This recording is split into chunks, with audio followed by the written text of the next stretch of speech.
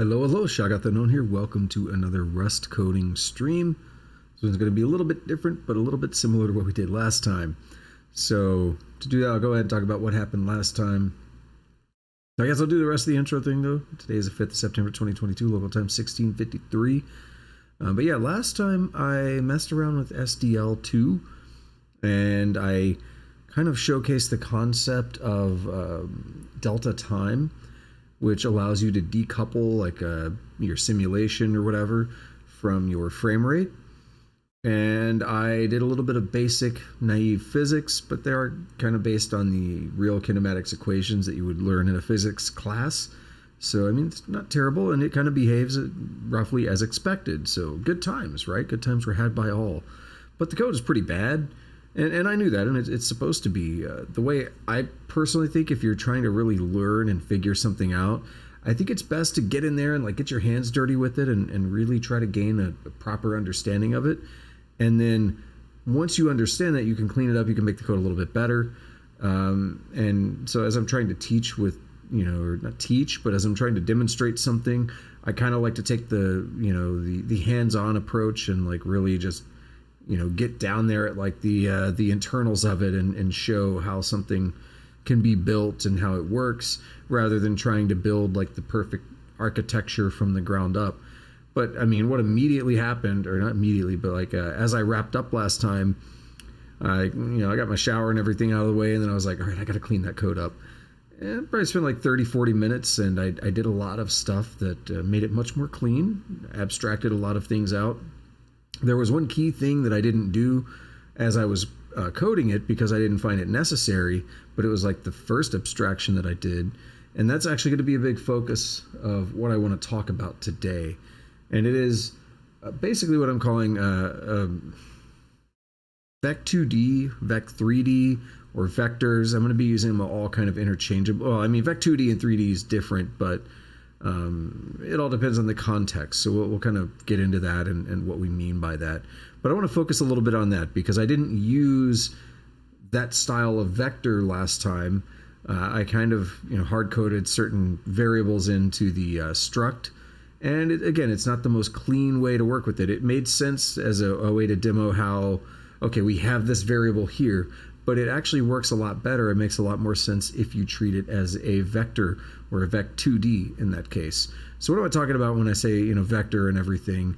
I mean, I'm not going to give a proper, like, formal mathematical definition, but we are talking about a math concept here. We're not talking about the programming concept, like a list, if you will. So if I say, let x vec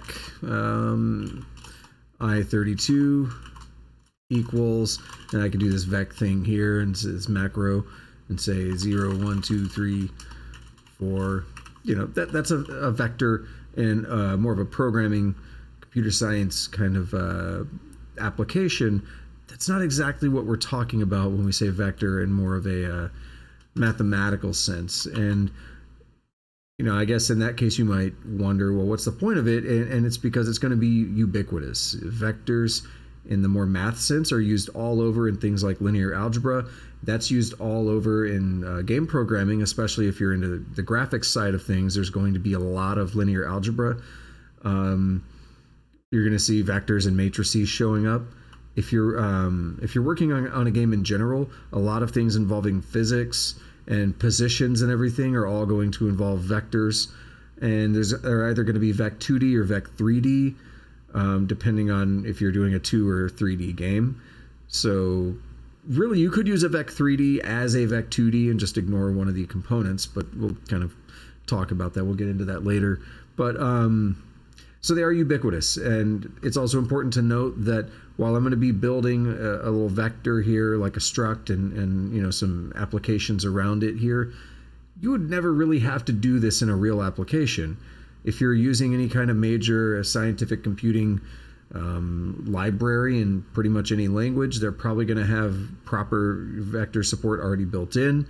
I know there's a Rust crate called Nalgebra, and I believe, from what I understand, I haven't used it, but it is, from what I understand, a very good linear algebra crate. Seems to have all that built in. I've looked at the docs before, so I have like vectors and matrices. If you're using Unreal Engine or Unity, Those have Vec2Ds, Vec3Ds, and so on. I think Unity or Unreal Engine, I think, calls it a Vector 3. It's all the same, right? It's just a different name. I just go with the shorter name because I like it, but it's all irrelevant. It's just naming. I think even an engine like Godot or Godot, however they prefer it to be said, I think even that engine is probably going to have vectors of this style because, again, they are ubiquitous in game programming. Probably the only places you wouldn't see it is a very specific engine like RPG Maker or something where there's not going to be any real physics or any notable positions or anything that you have to deal with that require it.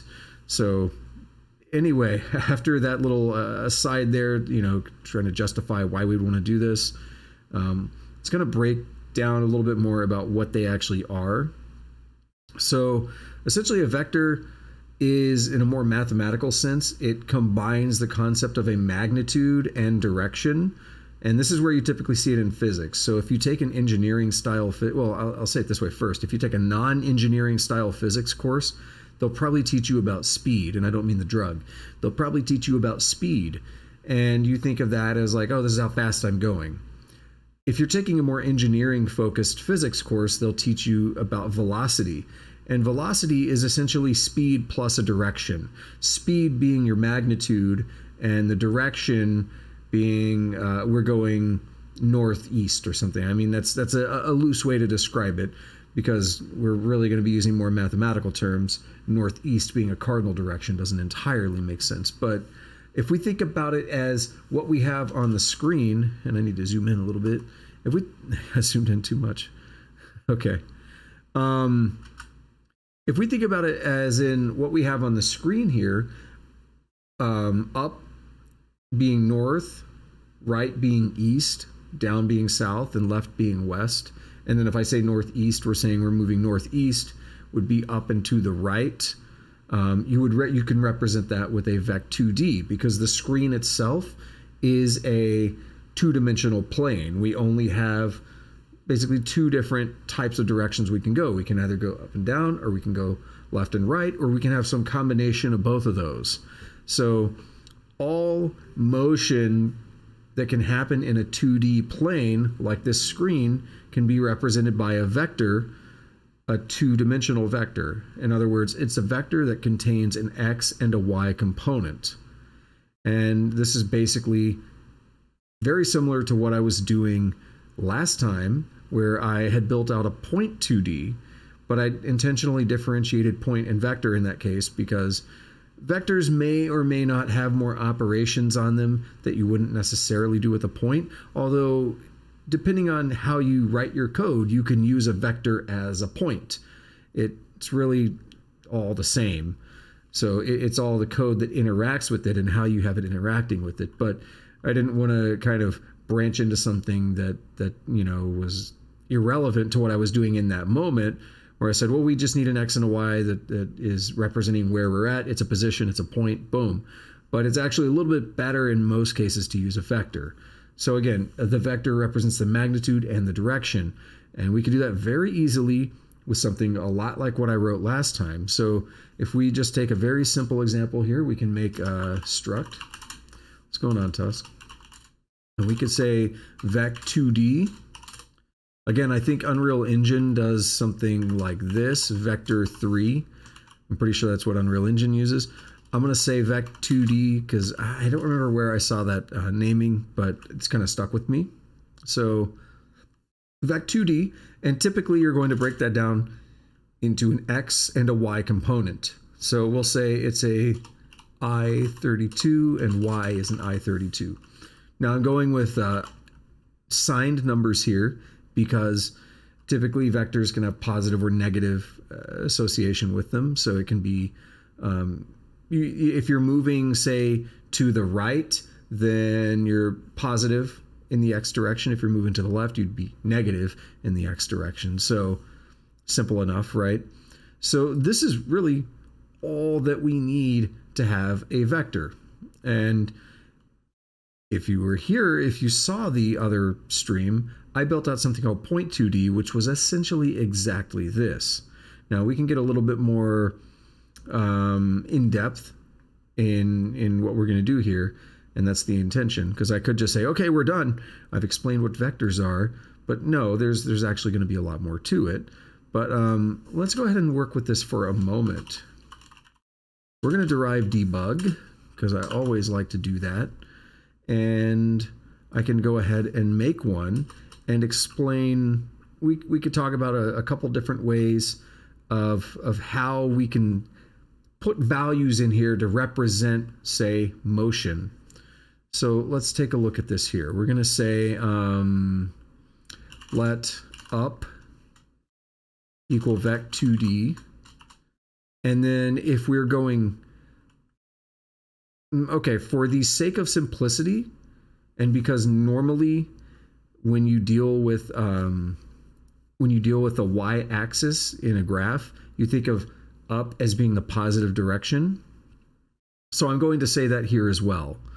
But a lot of times in computer graphics, y positive is actually down. So that's an important distinction. But we're going to say here y equals 1. So what we're saying here is we have a vector, right, that represents no movement in the x direction, but we are moving 1 in the y direction, 1 unit, whatever that is.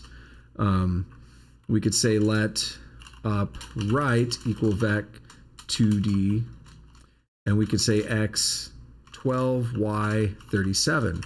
Now, I wanted to make it clear, 1 is not some magic number. If I used 1 on everything, it's just for simplicity, but we could put whatever numbers. And basically what this says is we're moving to the right with some magnitude, so, 12 to the right and 37 up, basically. Or we'll do another one.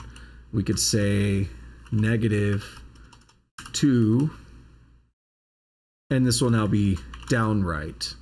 So this is how we use that concept of a vec2d to simply represent the magnitude and the direction. So the magnitude itself is actually a little bit more complex, because if you think about a case like this where we're moving over 12 and up 37, that's not really the magnitude. We actually have like 2 different kind of magnitudes, and we need a way to combine that into one. So there's actually a way to do that. And it's actually a pretty simple formula, and it's one that you may have seen before. Well, it's basically based off of something you may have seen before. So we're going to do impl vec2d, and we're going to make a function here to get the magnitude. So we're going to say fn magnitude, and it's going to take an n self, and it's going to return an I32. And all we're going to do here is, it is basically the Pythagorean theorem, right? So a squared plus b squared equals c squared. And the magnitude is going to be this c squared value. Now, where does this come from? Why is it the Pythagorean theorem? Well, if we think about the x value going straight over and the y value going straight up, we've built a right triangle, and those are our a squared and our b squared values. So all we want to do here is get our c value. So we will say squirt. No, well, we'll say it in a moment, but it's going to be self.x.power 2 plus self.y.power 2. And we're going to put all that in parentheses. So we've now taken a squared and b squared. We're calling it x and y here. And unfortunately, we can't do as F32. This is going to be a little bit of a casting issue here because I made them I32s, but we'll take the square root and then we'll cast it back to an I32 because that's what we kind of started with. So we had to do a little bit of casting nonsense there, but that's just how it works. And we're going to lose a lot of precision, of course, by actually, no, you know what? Let's return an F32 for the magnitude because I think it makes more sense. We're truncating too much information by doing that. Let me catch up on what you said there.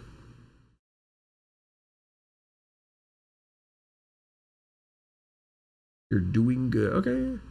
I see what you said before. I don't know what you're talking about with that last part. That last message. Okay. So we have 3 vectors here, and we're going to get the magnitude again. So this is based on Pythagorean's theorem. X goes over some amount, y goes over some amount. We do a squared plus b squared, and we square root that, and we get our magnitude. So that essentially would give us like the straight line value to complete the triangle. And that basically says, okay, we're moving, this actual amount in that direction. So the 2 components have now kind of been combined, if you will. So let me do a couple prints here. Log info. We're gonna say that, and we're gonna say that,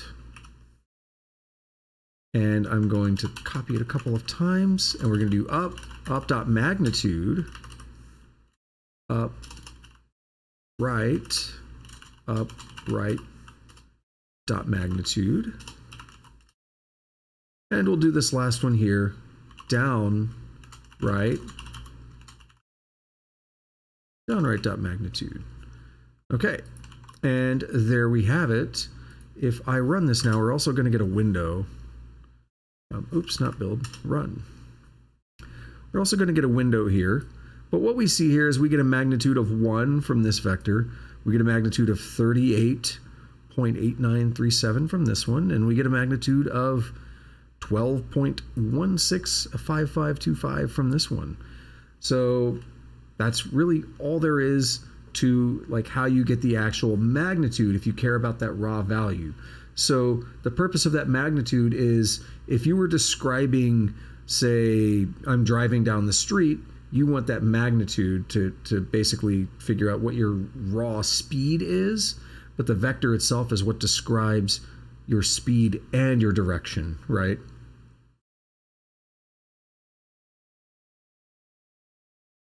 So that's one of the simplest things we can do with it.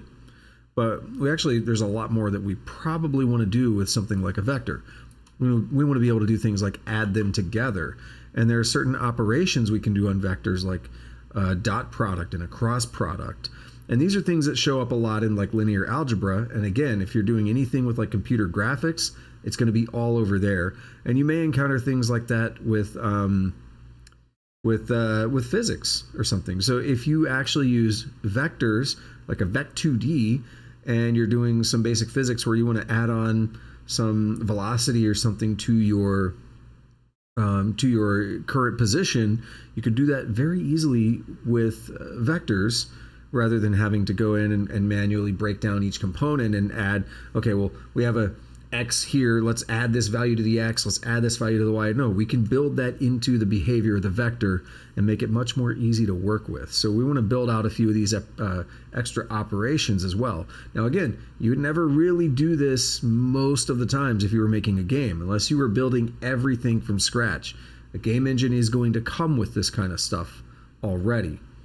But again, I think it's nice to be able to understand the internals and know how these kind of things work a little bit, because when you're using them, you would be less prone to error if you actually understand how these things work and what's happening, right? I'm not proclaiming to be the foremost expert, but I'm just trying to break some things down and shed some light. That's all. So let's go ahead and start thinking about some other things we can do with it here. One thing that I'm interested in doing is maybe making that generic as well, but we'll look into that more in a little bit. But I think I would probably like to make this generic because you might not want I32s here, but maybe you do. So a good reason for that is in the SDL, in SDL here, if you're trying to just build something mapped exactly to screen coordinates, you want like an I don't remember if they use I32 or U32. We just did this last week, but I've slept since then. They use either an I32 or a U32. So you might want your vector to be in an integer instead of floats, and it might make sense for that case. But if you're dealing with something like physics, you probably want your vector to actually be in floats, because physics requires precision, and you don't really get that precision when you're dealing with integers, right? You lose a lot of precision there, and again, if you're mapping to screen space, it's not a big deal. So I think this is what, powInt? No. What is this function? Oh, powI. So powI raises it to the power of an integer. It just takes in an I32. Boom. Okay, so the code should behave the same, except now, yeah, we get the same results, except now we're using floats, and I could make this generic. So let's take a quick look at how you would make this generic. Instead of this, is it right here? God, I did it the other day. It's right here. Yeah. Yeah. Okay. And then we put T here and T here. Now, this one's going to be a little funky. We're going to say T. Can I do this? Placeholders not allowed. Okay, we'll say F32. Yeah, that'll make it happy for the moment. So I can just demo how this works real quick. So what we've done here is we've made vec2d generic. Now T doesn't really matter. It could be anything. Instead of saying T, I could say J, and then I could rename these to J. And now it's complaining that it can't find T, but this line here with the J is fine. So what this is just a generic type label. There's probably a better proper name for that, but what this is you are naming this generic type T. So anywhere that you use it in here says X is of type T, Y is of type T. So if I come down here, we could see that I'm actually making some vectors, and it's resolving it to vec2d f32. If I say let test equal vec2d, and then I say 0, 0, these are not f32s. So, oh, whoops. Getting ahead of myself. These are not f32s, so it defaults to I32 as the basic integer type. And you can see here that it's a vec32 or a vec2d of I32s. If I tried to do 1.0 here, it actually says mislabeled, because it says, well, you gave me an I32 right here, but you're trying to give me a float here. But vec2d only takes one generic type, so you can't mix and match them. However, if I wanted, I could do this. I could do T and U, and then they could actually be different types, just like that.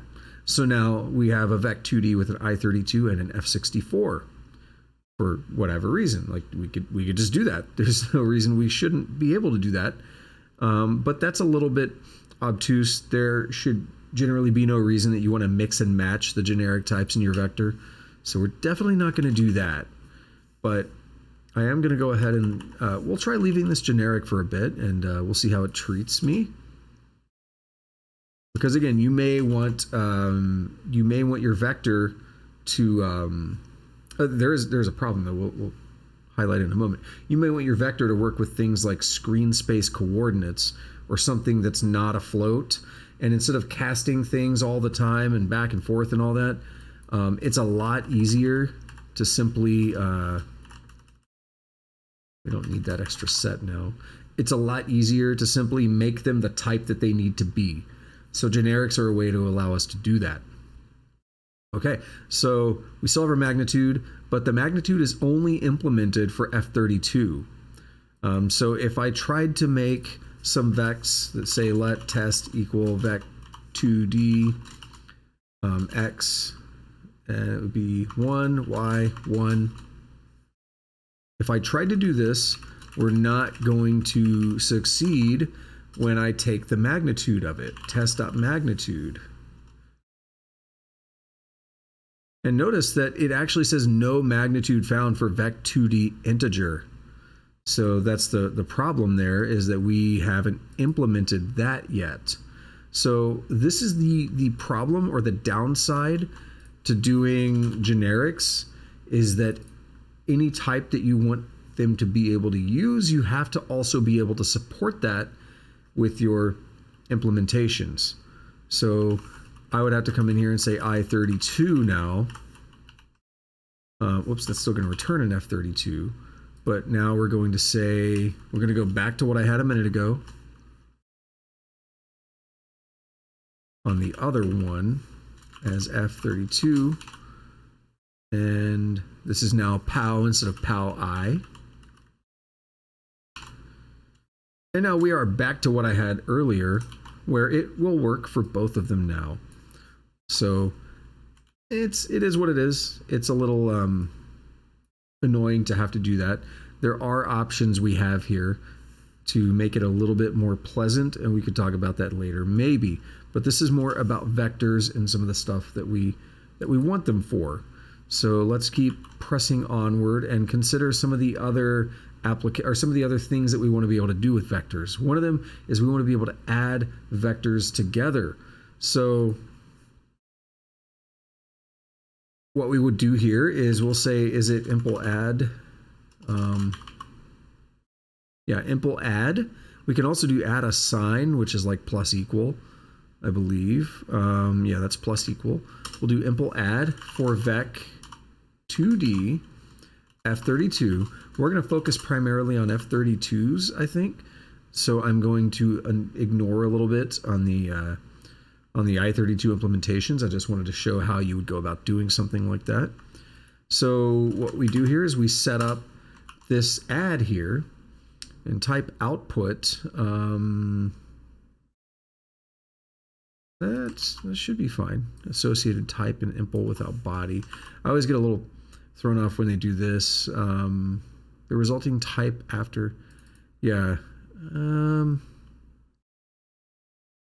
We'll take a look at this one here. This is like an internal type, and it's something that you can almost just remove if you want, can't you? Instead of self.output, I could say vec2d F32. Oh, it does want output. Okay, we'll work with it as we go. So what we want to do is go ahead and define what it means to add two vectors together. So in order to do that, let's take a look over here. It's actually really simple, but let's take a look over here at addition and subtraction for vectors. We're looking at the Wikipedia page for Euclidean vector. And what we see here is A plus B is we take the A1 and B1 element, which would be like our X values. We add those together. And we take our A2 and B2 and we add those together. And we take our A3 and B3, if it's a three-dimensional vector, we add those together. And those equal our new components for a resulting vector. So that's all there is to it. It's very simple, but we can go ahead and build that out real quick. So we'll say vec2d x, and it's going to be self.x plus right-hand side.x. And then y is going to be self.y plus right-hand side.y. And we return that. And why are you mad? Let's take a look at the impl add real quick. Type output cell, output equals, oh, I need to say what it's outputting. That's all we had to do. Okay. So we've now defined what it is to add two vectors together. And it was really simple. So we can take a look at adding a couple vectors here real quick. And we'll do that with info.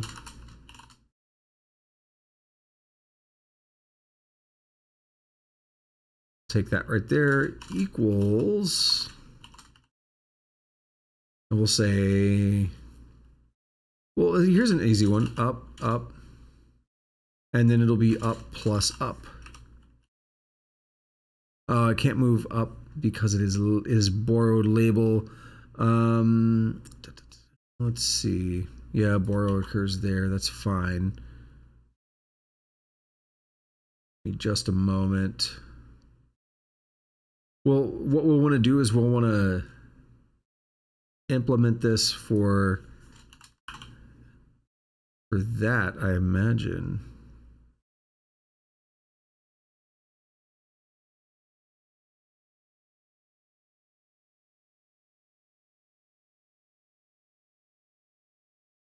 We do this, get away with it. Cannot add vec2d, yeah, so it's not the best approach, but we can change those to references and get a little bit more control over that. So we can now do cargo run. And what we have here is what we should expect is 1 plus 1 equals 2. There were no x components, so 0 plus 0 is still 0. But we now have a new resulting vector that we created from that. Yeah, so one of the issues is we're doing that implementation for a regular vec2d of f32, and oops, you can still see that, but close the window.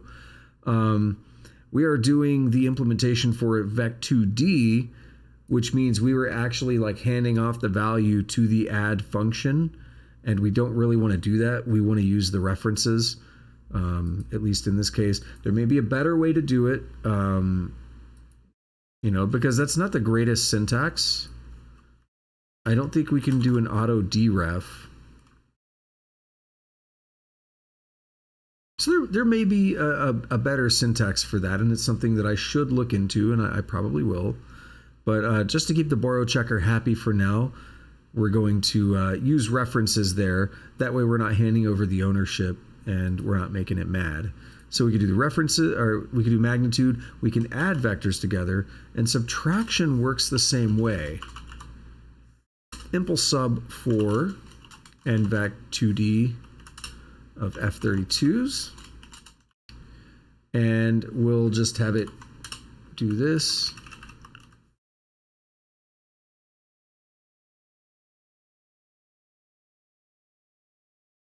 And if we go back, we could see that it's the same idea as before, a minus b, a minus b, a minus b. Very simple. So all we do here is we make a vec2d, and we say x self.x minus right-hand side dot x.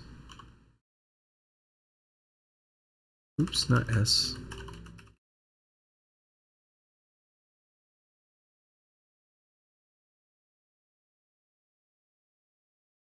Alrighty, so we can subtract as well, and that means if we did the same thing here but with subtracting, we should probably get 0, because I think 1 minus 1 is 0. It turns out I was correct, so we have 1 minus 1 gave us 0 on this line here. Very simple. I'm not doing very complex operations with the vectors.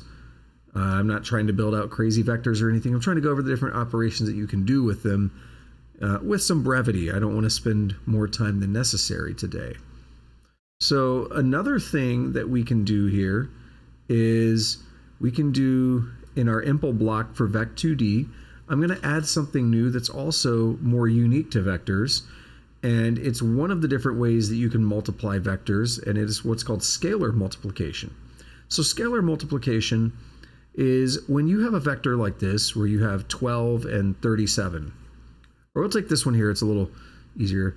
Well, this one where it's 12 and negative 2. A scalar is just like a normal number. And what you can actually do is you can multiply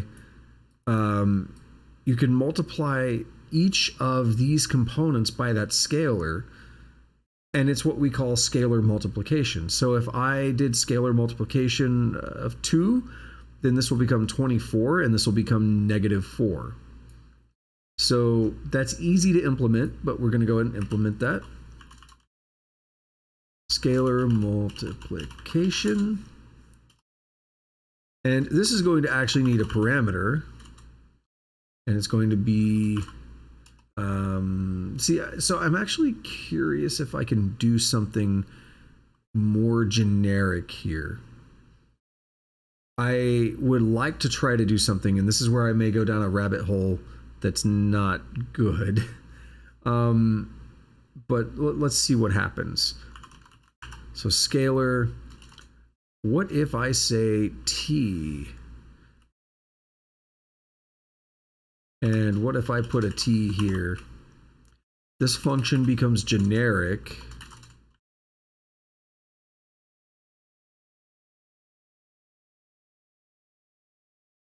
And we have no idea what t is, and we would really want to be able to put some constraints on t.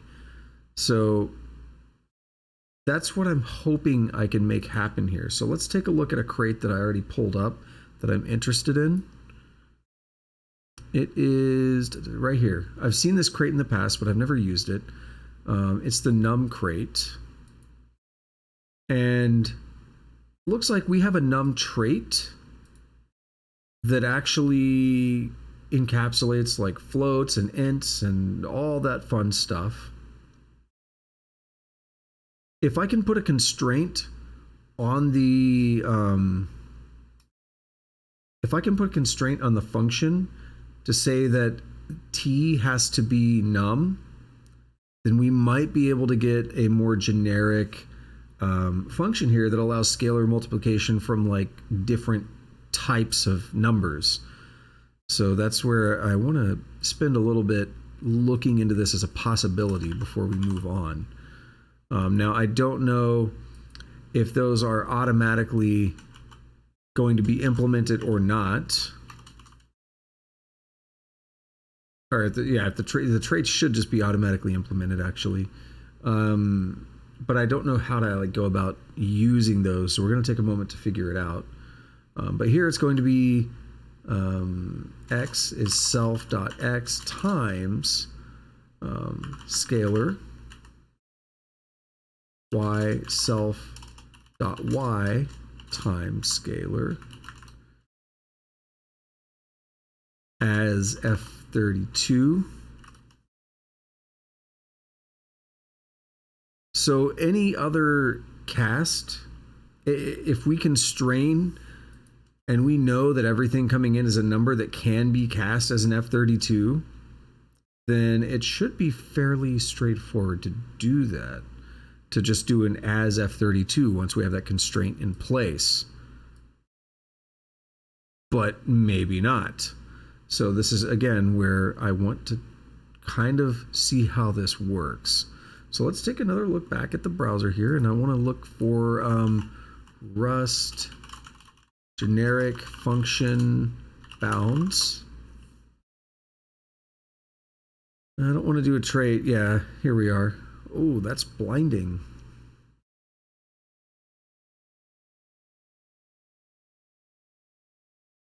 And they got rid of the T somewhere. Your initial declaration of the trait says types that implement this will implement a generic method. Yeah, this might be a little weirder than I was expecting right now. Okay, here's something. Here's what I want. We're T num, but I need to do it on the impl block. Okay. So let's give that a try. So I'm going to say, I'm going to call it something a little different. What was that?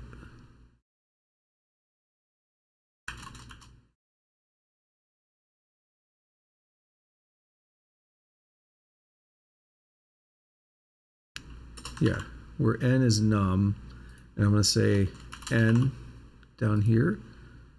And where do I put the... Do that right there. Why are you mad?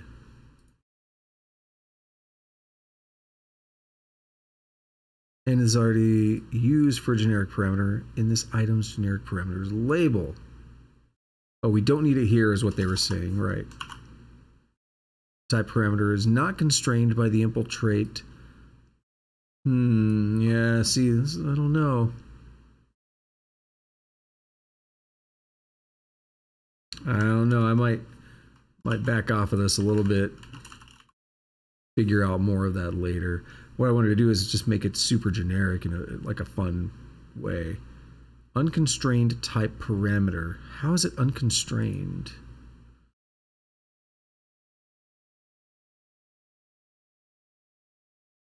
Let's take a look.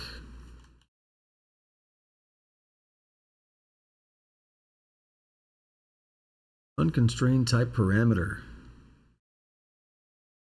Looking for something a little newer. These are old. We'll check them anyway.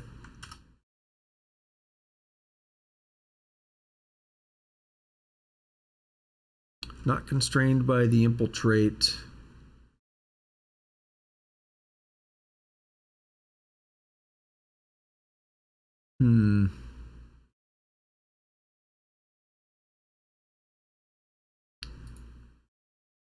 What do we have over here?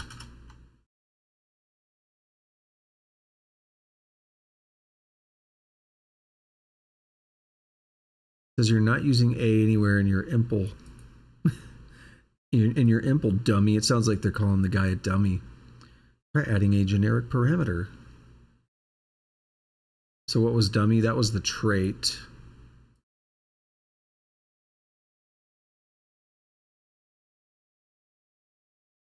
Okay.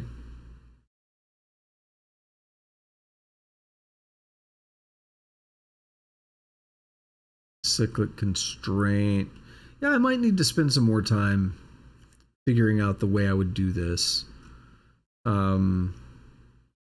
feel like I'm right on the verge of it, but I feel like I'm going down a rabbit hole that's a little bit unrelated here. Yeah, I can't find n. Where n is num.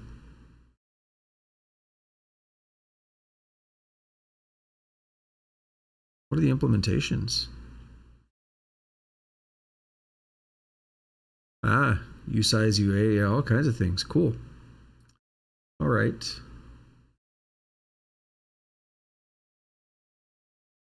I wonder if it's because of this here. What if I just change them all to T real quick? That enforces something. That enforces something I don't want to enforce though. Yeah, no, I'm gonna have to look into this. Okay, let's back off of this. Hey, just a quick addendum here because I went down a bit of a rabbit hole looking into num traits and such, and it turned out to be much more simple to implement add and subtract and, well, basically anything for the generic vector. So you can see here I have vec3d generic implementing add and subtract. We're only going to focus on add because subtract is essentially the same thing as add. It's just a different trait, and you change the signs from, plus to minus. So we're going to focus only on the add one here. So basically, what we had to do is provide this type constraint here. So we are saying T has to implement add, and add specifies this output, and you see we had to do it here. Now this is part of how you do an impl for add and subtract, because it's possible that when you add two things together, it produces a different type. So you have to specify what that output type is.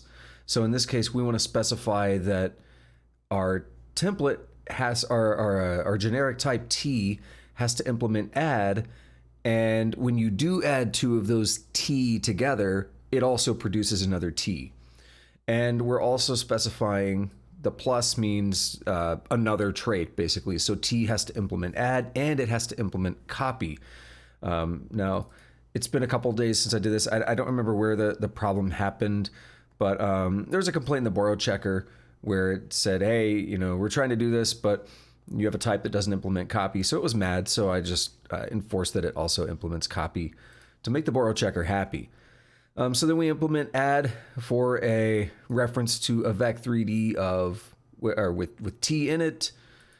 And basically everything else is pretty much the same to what we saw before. We specify our output type as another vec3d T, and that's about it. We did put the type constraint down here as well. So we have T add output equal T plus copy. It's the same thing that's here. We just also specified it here on the function itself. So That's actually a thing you can do.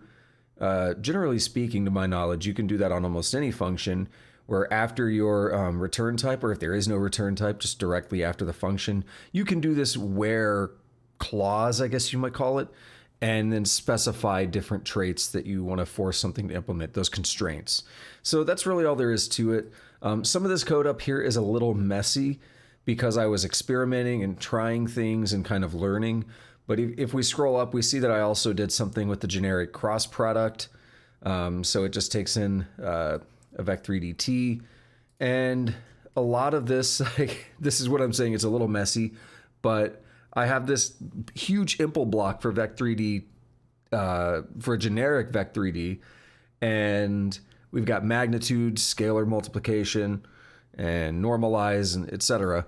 And in order to make all of that happy, I needed a bunch of constraints. You would probably maybe want to break things apart a little bit. That's maybe a bit much, but I think it all comes down to how you want to implement things and what you think you need, what kind of constraints you think you need. But as we can see here, really it didn't change much in the way of the code, but it did require a lot of these constraints here. So that's really all there is to it. Just figuring out how to get those constraints right that make it happy. And in a lot of these cases, it's just saying, I'm using from and into because I wanted to enforce floats in some cases. Like when I did a magnitude, I wanted to enforce that the magnitude produces a float, because taking the magnitude with integers, you're going to lose a lot of precision. So I wanted to enforce that for magnitude, but maybe you don't want to do that. So you might not need to be casting into floats. That's a bit hard coded. And then what I was basically doing here was for multiplication and division, and addition and subtraction. Same idea there. We're just enforcing that if you multiply, divide, add, or subtract two of the same things together, you're going to get one of those things. So then that carries throughout all of the rest of the operations here, where you can see, some of this we're doing, we're dividing these and then we're converting into floats or whatever. It is what it is. Or no, actually not into floats here. We're converting into whatever t is. But yeah. Okay, yeah, right. We're converting into floats, and then we're converting back into the whatever the t is, so we can try to have some degree of precision. Again, it's a little messy. It was just me trying to learn and experiment with this stuff, but that shows kind of how this stuff works. And now I will slide it back over to the rest of the stream and just keep this in the back of your mind.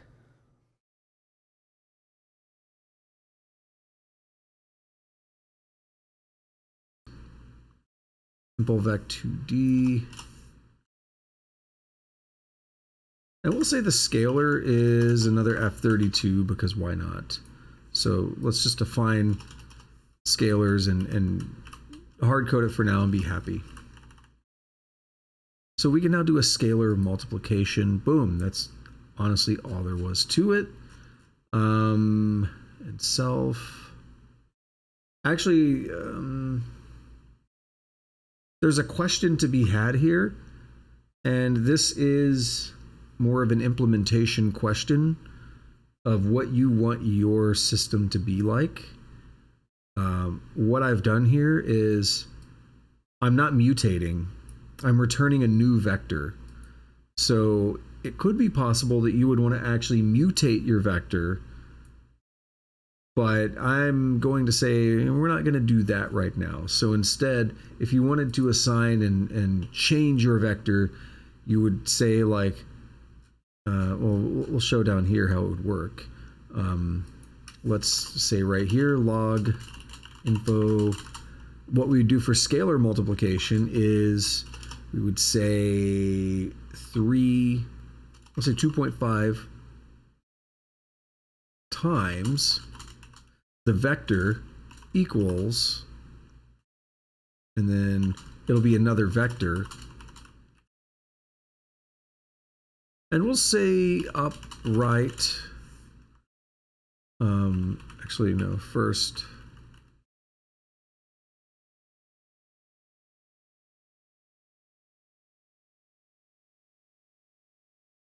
(2.5) upright, and then upright dot scalar multiplication 2.5. We've not modified upright. That's the important takeaway I want to make here, or I want to get from this. We're not mutating it. We passed in a reference to self. Whoops, wrong one. We passed in a reference to self in scalar multiplication. So we are not updating the actual values of the vector. That's important. So if we were to then log upright again,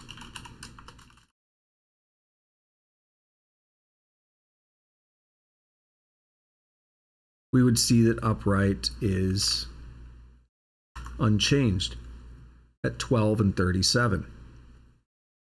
If we wanted to modify it, well, there's two problems here. One is that if we say this, upright equals this, I know I missed a letter, but if we say this, we're going to get a complaint because I did not make upright mutable. We could fix that in two ways. We could either make it mutable, like that, or we could do variable shadowing, essentially, and just redeclare it. And now we have a new variable known as called upright. And if we print that, we get the new value there, 30 and 92.5. But we'll get rid of the let and we'll make it mutable.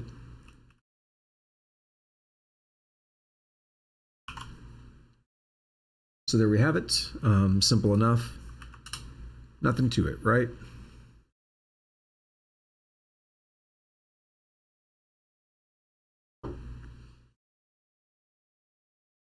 So the next thing that we want to do here is taking a look back at the vector page here.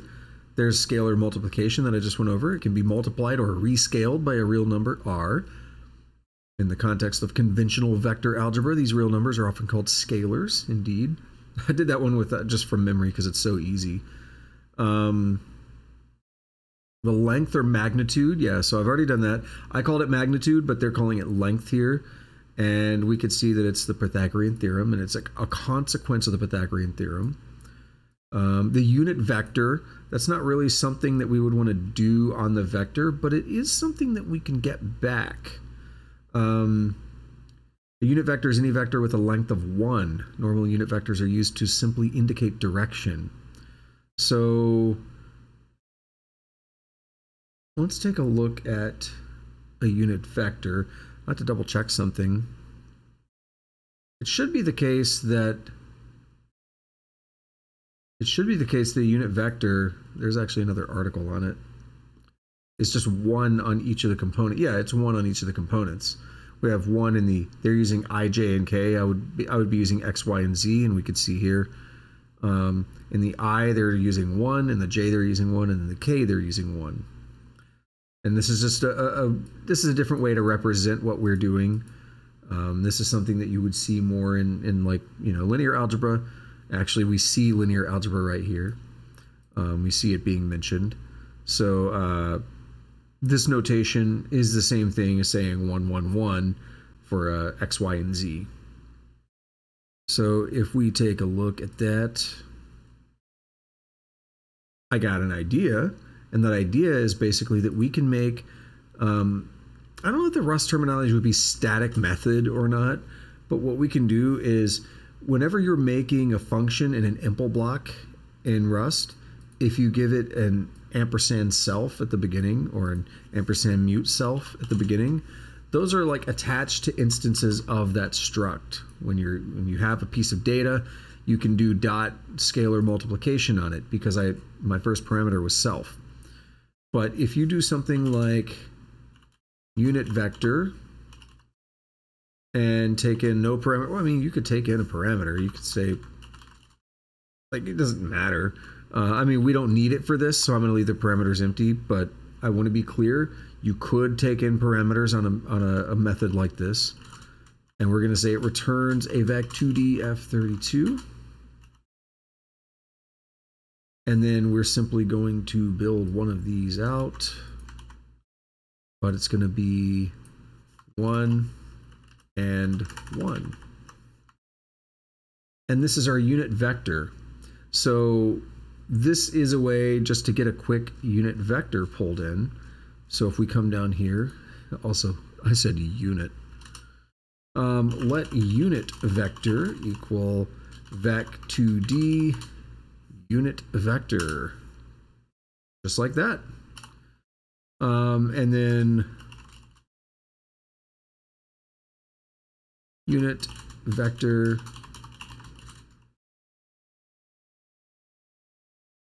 so we'll print that bad boy out, and we'll also print out the magnitude.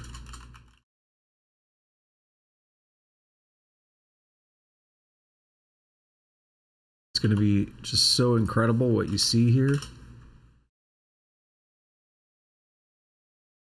There it is. So it's actually interesting though, and this is why I was questioning what we should see.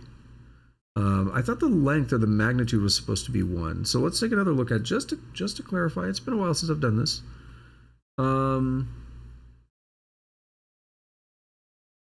Oh, I was misreading this. Excuse me. I was misreading this. No, that is a unit vector in the I direction. That's a unit vector in the J direction. That's a unit vector in the K direction.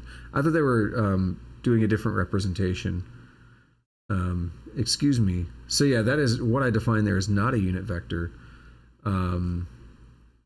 We could make one that points like up and right, but we actually do need the magnitude. We need the magnitude of the unit vector to be 1. So I'll probably modify it a little bit. The question at that point becomes like, what do you really get for a unit vector? Unit vector x.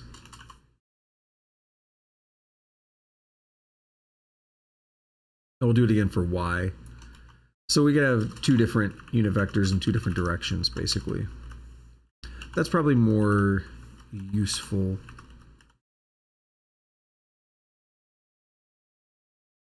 Okay. And then we'll just say unit vector x.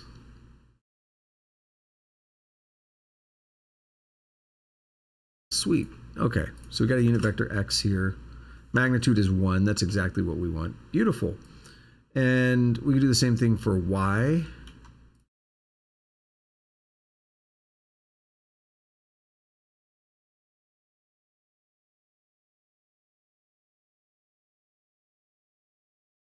So now we'll rename this to unit vector y. We'll swap out the function. Now we got quick and easy ways to get a couple unit vectors. The numbers get complicated, but you can figure out like whatever a squared plus b squared equal.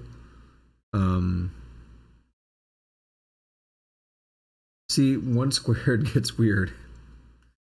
1 to the power of 1, huh? Like, yeah, you get into some weird stuff there where you're dealing with like whatever the square root of 1 is, I guess. I don't know. See, that's where you lose me a little bit. I'm not really a math guy, so it's okay. I'm having fun here. I'm just doing this because I enjoy it. What my goal is, though, by the way, I forgot to mention this. My objective is just going over this stuff will help reinforce some of this stuff for me. And over time, I've decided what I would like to do is use these coding streams as a way to build up some of my own framework and such that I will use to be able to build game-related stuff. Be able to build out like a little game or something over time. So these coding streams are going to be focused on that, but it's going to take a while to get there. And going over this here just kind of sets up some of the foundation. But I do want to go over a couple more things on the vector here, and then show a quick bit of application on how you would use it, kind of based on what I did last time, but I don't want to spend as much time there as I did last time. So there were a couple other interesting things we could talk about from last time as well, such as collision detection, because I did it in a terrible way, and I knew I was doing it in a terrible way. I was kind of hard coding it and making it jank. And I may or may not have alluded to the fact that the rect thing in SDL already has like a SDL2 rect. It has bottom left, bottom right, It has contains point or contains rect. You can use that to help you do collision detection. Intersection calculates the intersection of two rectangles. So you can actually do that for collision detection in a much better way than what I was doing. So I'd like to try to get to some of that today. But we're going to keep focusing on this for now and pushing forward a little bit. So let's get back, blind myself a little bit. We can normalize a vector, scale the vector by the reciprocal of its length, and then so what do we do here? So that normalizes it to a unit vector, right? So A1 divided by the magnitude, A2 divided by the magnitude, A3 divided by the magnitude. Well, let's check it out. Let's try to build that real quick. That seems simple enough, doesn't it? Let's go to our impl block here and say normalize. Now this gets us just the direction. So we just need self, and we'll return a vec2d f32. I think in cases like this, you probably don't want to mutate, but it was just something I did want to bring up, that if you were intending to have mutation, you're not getting it here, you have to assign. So we're going to say let magnitude equal self dot magnitude, and then x, and it's let me double check. It is, yeah, so x over the magnitude. Self dot x divided by magnitude, y, self dot y divided by magnitude. And so we can now normalize the vector. Let's take a look at one of these. Which one do I want to normalize? Well, I have an idea. So let's do this. Let up right. No, we already made it mutable, so we'll just say up right equal, and we'll just assign it to a new vec2d. So if they're both going 2.5, that should essentially be a 45-degree angle. And if you normalize that, it should be 1, 1, right? X should be 1, Y should be 1. So log info.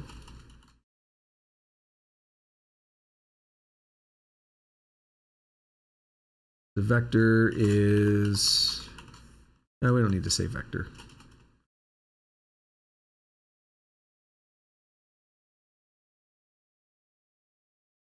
Normalized,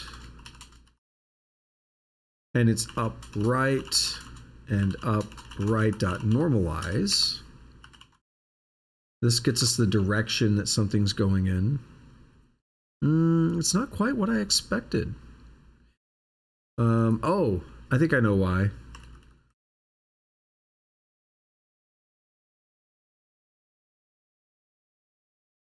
Normalized magnitude. I think that actually is correct. We need it to be, it's making a unit vector, so its magnitude should be 1. So if you do the math on that, 0.707106777 times 0.707106777. Yeah. I think that's, we'll see. Let's run it. Yeah, so normalized magnitude is basically 1. It's not actually 1 in this case because floating point numbers have errors, and that's just how computers work, and you can't really get around that.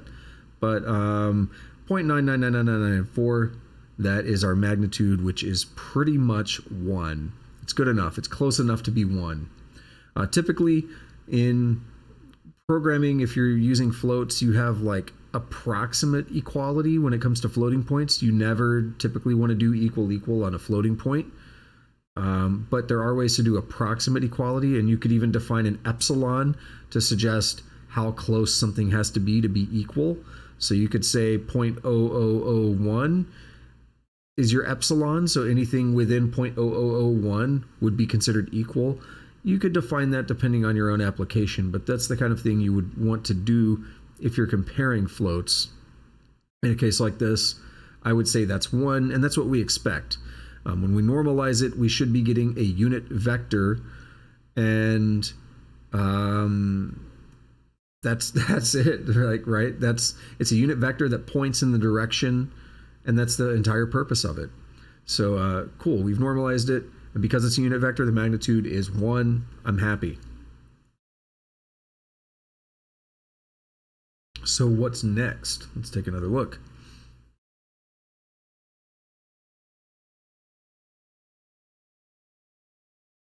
Here we could actually see this graph. That's the normalization of a vector A, which is this big long one, into a unit vector. I don't remember what you call that with the hat on it. I'm gonna say A prime, even though it's not prime. But we see that the unit vector one's a lot shorter. Okay, so unit vectors are cool. Zero vector, I'm not gonna make a zero vector because it's, if you can make a unit vector, like we can make a vector. We could put zeros in, it's not difficult. So where we're more interested now is the dot product and the cross product. I don't remember the scalar triple product. And to be honest, I don't remember the dot product and cross product off the top of my head. So we're going to look at it here. It looks pretty simple though. We have two different formulas for doing it. The dot product of two vectors, A and B, sometimes called the inner product, or since its result is a scalar, the scalar product. It's denoted by A dot B and is defined as A dot B equals the magnitude of A times the magnitude of B times the cosine of theta, where theta is the measure of the angle between A and B. So we can actually figure that out if we wanted, or we can keep reading because it's not actually as complicated as having to get the angles. Geometrically, this means that A and B are drawn with a common start point, then the length of A is multiplied with the length of the component of B that points in the same direction as A. The dot product can also be defined as the sum of the products of the components of each vector, as this right here. So instead of doing the angles, we can do this nice thing here where we say A1B1 plus A2B2 plus A3B3. Now, it's a big mouthful.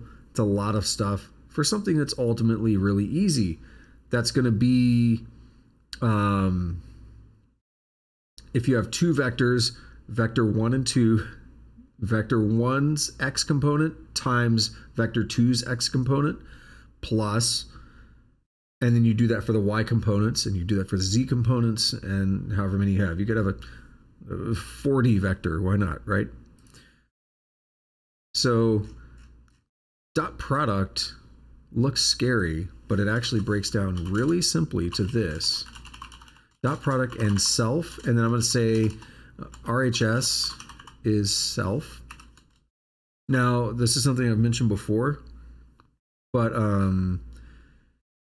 actually, we're going to put ampersand self. This is something I've mentioned before, but there is a difference between lowercase self and capital self. So lowercase self is the actual like instance of the variable. So when I do upright dot scalar multiplication, upright is the lowercase self. When I do capital self, we are actually referring to the type. That's why I'm able to put it here as the type of RHS. So then that reduces down to this basically. Whoops, I'm looking at the wrong one though. Yeah, that's why I'm able to do this here for RHS. So if I now come in here and say, what was it? So vec 2D, yeah, we should make it return a vec 2D. So vec 2D and x, and that's going to be self.x. Oh no, actually it's not a vec, excuse me. It returns a scalar, which we're going to make an F32. So it is going to be self.x times, it is times, right? Let me double check. Yes. Times RHS.x. Now, what is RHS? It right-hand side. Typically, when you're defining like addition or subtraction or whatever, your second parameter, people typically call it RHS. So I'm going to use that here as well. So it's that plus self.y times RHS.y. And we get an F32. We get a cool dot product here. We can take a look at what that would be like. So we have upright, and I'm going to also say with unit vector x. That's good enough for me. Log info, and it's going to be, whoops, I need my quotes. Oh my God, what is happening? I must have hit the wrong key. All right, that equal that upright and unit vector x, and then it's going to be upright dot product, and then it's unit vector x, except I need a reference, and should be happy joy. So we have this vec2d here, dot this one here. That's kind of terrible though. Let's use another one. That's a little bit too easy. Let's take downright. Where did it go?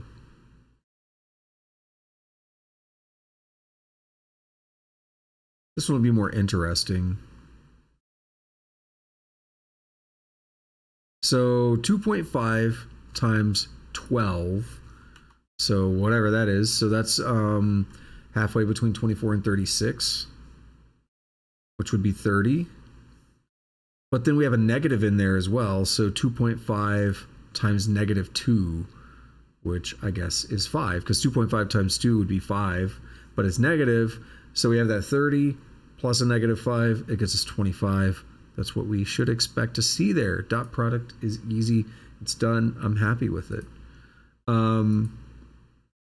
Now we also have one more thing called the cross product. The cross product, also called the vector product or outer product, is only meaningful in 3 or 7 dimensions. Okay, let's read that again.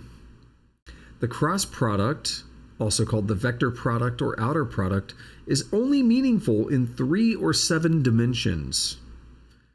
The cross product differs from the dot product primarily in that the result of the cross product of two vectors is a vector.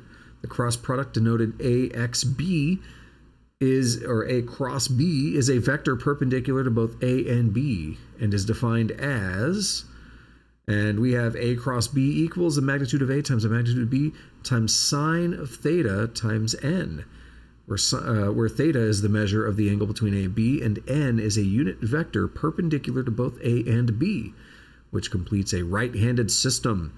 The right-handedness, we're about to talk about the right-hand rule too.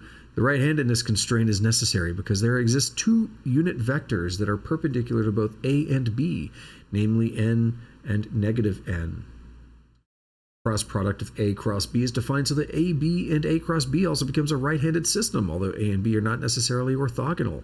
This is the right-hand rule. The length of A cross B can be interpreted as the area of the parallelogram having A and B as sides. The cross product can be written as, and then we have a more simple breakdown where we don't have to calculate the angles. However, we got a problem here, right? So for arbitrary choices of spatial orientation, that is allowing for left-handed as well as right-handed coordinate systems, the cross product of 2 vectors is a pseudo-vector instead of a vector. See below. So we have a problem in that we've been defining a vec2d, and cross product only makes sense for 3 or 7 dimensions. So we can't do a lot with that, unfortunately.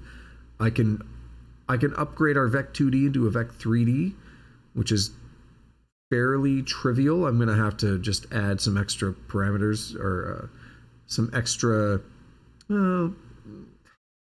trivial, but not.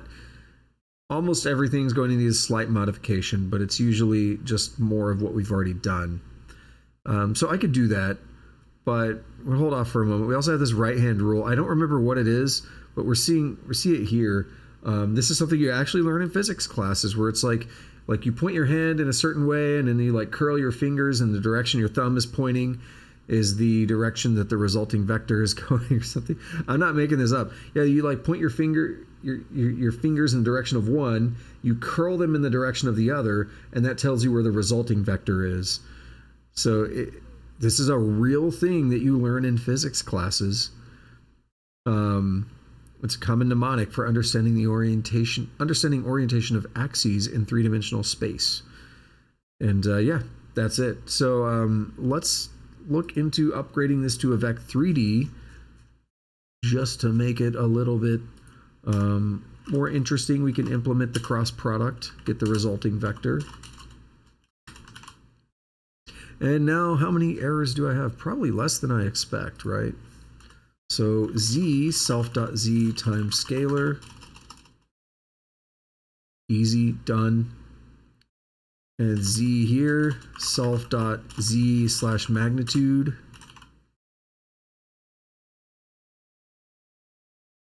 So this here, a unit vector x, obviously has no z component.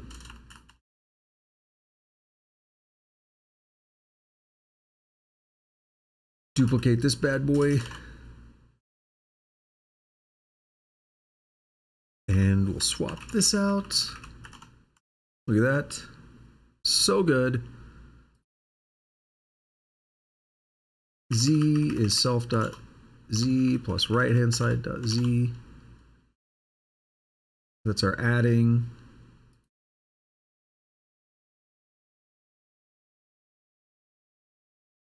Subtracting.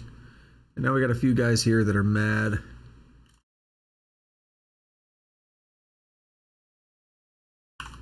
So there's our z. I'm going to keep everything identical. So it's going to be zeros on our z for now. So what we saw here, we had like 25. We had a normalized magnitude of well, we should get that, but 707, 106, blah, blah, blah. We should still see the same results. Yeah. So we still have 707, 106, 77. In both of these cases, we still have that 25 here where we did the dot product. Now that's important. So something I mentioned earlier is that you can use a Vec3D as a Vec2D if you just ignore the third component, the z component. If your z components are always 0 and you don't use them, then you essentially are using a Vec3D as a Vec2D. And it's not uncommon to see that as the case. I don't know if Unreal Engine has a Vector 2, but I know it has a Vector 3. And if you're making a 2D game and you really don't care about that third dimension, just throw it away. It doesn't matter. Like just don't even use it. Don't even think about it, because it's not relevant. So now that we have a Vec3D, actually let's do the unit vector z so it doesn't complain. Let's find where I did the other ones. Grab this. Z, and we'll change this to z, that to z, and we'll get us a z here, and we're good and happy. Happy, joy, right? So we got a dot product, and I want to also do now the cross product.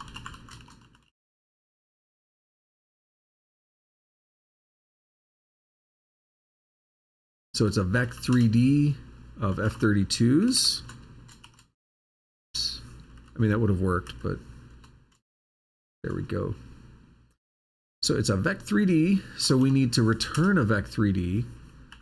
And I don't really like that it gives me the tuple things there, because I'm going to be clicking between things for a moment. So to do the cross product, it's A2B3 minus A3B2. I really wish I could just plop this into wish I could plop this into VS Code. I'm gonna write it down. I'm gonna put it here as a comment.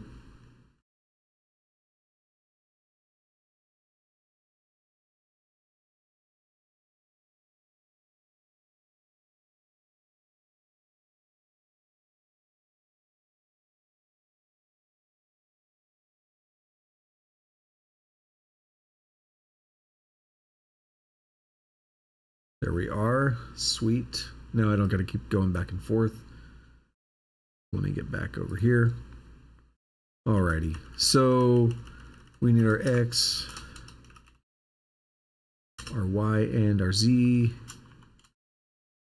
Okay, I'll have it format in a minute. So here we need A2B3 minus A3B2. So A2 would be self dot Y times, and then what is B3 would be RHS dot Z. Dot product's a little bit, or cross product is a little bit more confusing, but it's not really that bad. So we got that, and now we need A3 self dot Z times RHS dot Y. So you can actually kind of get an idea of why it's called the cross product a little bit here, and that we're using self dot Y with right hand with the second Z, and then self Z with the second Y. Like we're kind of mixing those values together. Now notice the X value here is entirely dependent on the resulting vector. The X value is entirely dependent on the Y and Z values of the original starting two vectors that we're crossing. So Y value, we can surmise without even looking back at it, we could probably surmise that Y is going to be entirely dependent on X and Z. And it's probably going to look something like self dot X. Okay, no, they start with the other one, but okay. It's not too bad though. I was on the right track, but I said slightly the wrong thing. So self dot Z minus, the order does matter too, so. Actually, I don't know if it would have mattered too much. Anyway though, self dot Z times RHS dot X minus self dot X times RHS dot Z. And as I said though, there is no Y in this. It's only Z and X. We should get the exact same thing over here. Self dot, and what are we going to start with? X, yeah, times RHS dot Y minus self dot, or no, oh yeah, self is fine. Self dot Y, is it? Yeah, times RHS dot X. A little confusing, but it's okay. It looks a lot better when it's formatted properly like that. We can really see what's going on there and how it maps to what I have up here. So what I actually want to do is copy that. And I want to copy this. I have a nice little comment here that explains how the different components of the vector are being created. And there we have it. Very simple, but we have, well, I mean, we didn't have to derive the formula ourselves. So very simple to implement. And we could take a look at cross product now. So we can go down here and we could take two interesting vectors like the two I used for that 25 there. So the dot product, we could do this with the cross product. And it's nice because I could just swap that for an X and then change this to a dot product, cross, excuse me. Change this to a cross product. And the Vec3D F32 doesn't implement display. Why not? Vec3D does, however. Actually, that's an interesting thing to run into, isn't it? Cannot be formatted. Why not? I've never tried that on generics. Oh, it's duh. Wait, no, hang on. Vec3D of F32s. That's what I've been making and displaying. All right, what's wrong, buddy? Can I get some more info down here?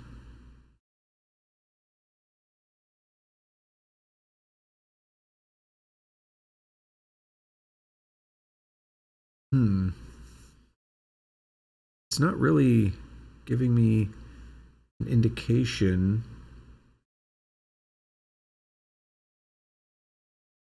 Because obviously we're able to display these things. Let's try something.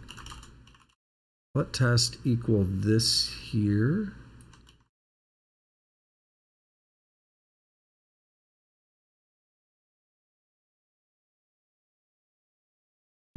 There's something weird going on. So upright is vec3d f32. I can display it. Hold on, let me double check something up here. I didn't do something dumb, did I?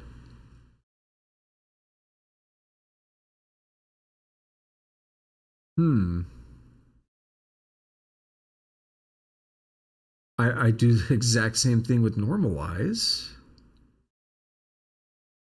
Oh my god, what is happening? Why am I being spooked by this? Oh, duh, it's display. Oh my god, I just looked at it again and I just completely looked over that. Right. Now we're good.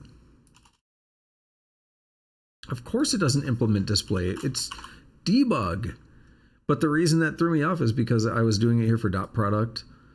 But of course I don't have the colon question mark thing in there. All right, there we have it. So we get a new vector, a new resulting vector, which is 0, 0, and negative 35. So let's try one more cross product. Let vec1 equal vec3d. X is 12.3, Y is 27.2, Z is 13.9. Let vec2 equal vec3d. 11.4, 6.9, and Z is 4.20. So now we have two very different vectors. Let's do the dot product and the cross product on both of these. Dot product, that's actually acceptable. And then let's do cross product there. Perfect. It's going to be vec1. And then the other ones are all going to be vec2.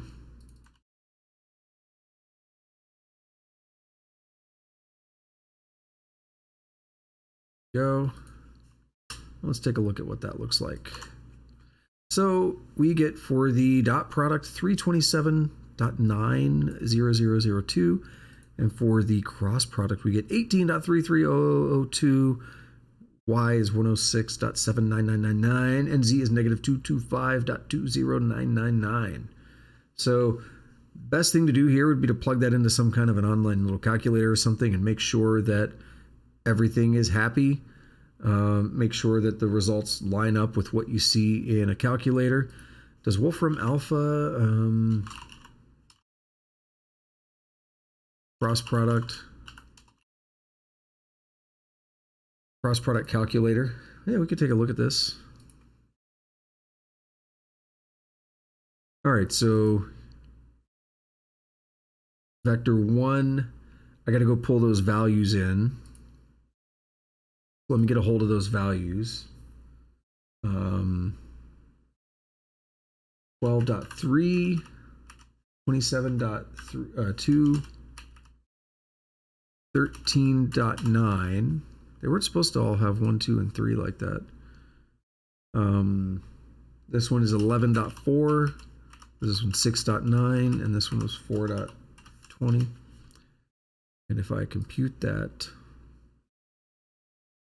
all right, I had in my code 18.33, yep, 106.8. And well, I had 106.79999, which is basically 8. And 225.20999, which is also basically 2.1. So it lines up with what we get on Wolfram Alpha. And we can actually see what's going on a little bit here on the image. Let me move back this over here real quick. Also, I should zoom in a little bit. My apologies. So we could see, though, I put those values in, the results we get lined up with what I got in my code earlier. So that makes me happy.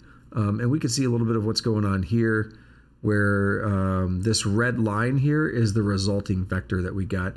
It's a little hard to tell that I can't, it's not like a 3D, yeah.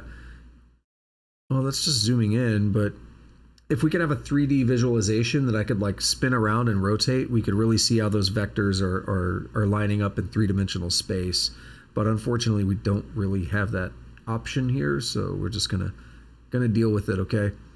So anyway, that's really it for the vector overview. There was another one, the scalar triple product, right? Also called the box product, is not really a new operator, but a way of applying the other two multiplication operators to three vectors. So sometimes denoted as ABC in parentheses, okay? And then you do A dot B cross C. So it has three primary uses. First, the absolute value of the box product is the volume of the parallelepiped, which has edges that are defined by the three vectors. Second, the scalar triple product is 0 if and only if the three vectors are linearly dependent, which can be easily proved by considering that in order for the three vectors to not make a volume, they must all lie in the same plane. Third, the box product is positive if and only if the three vectors A, B, and C are right-handed.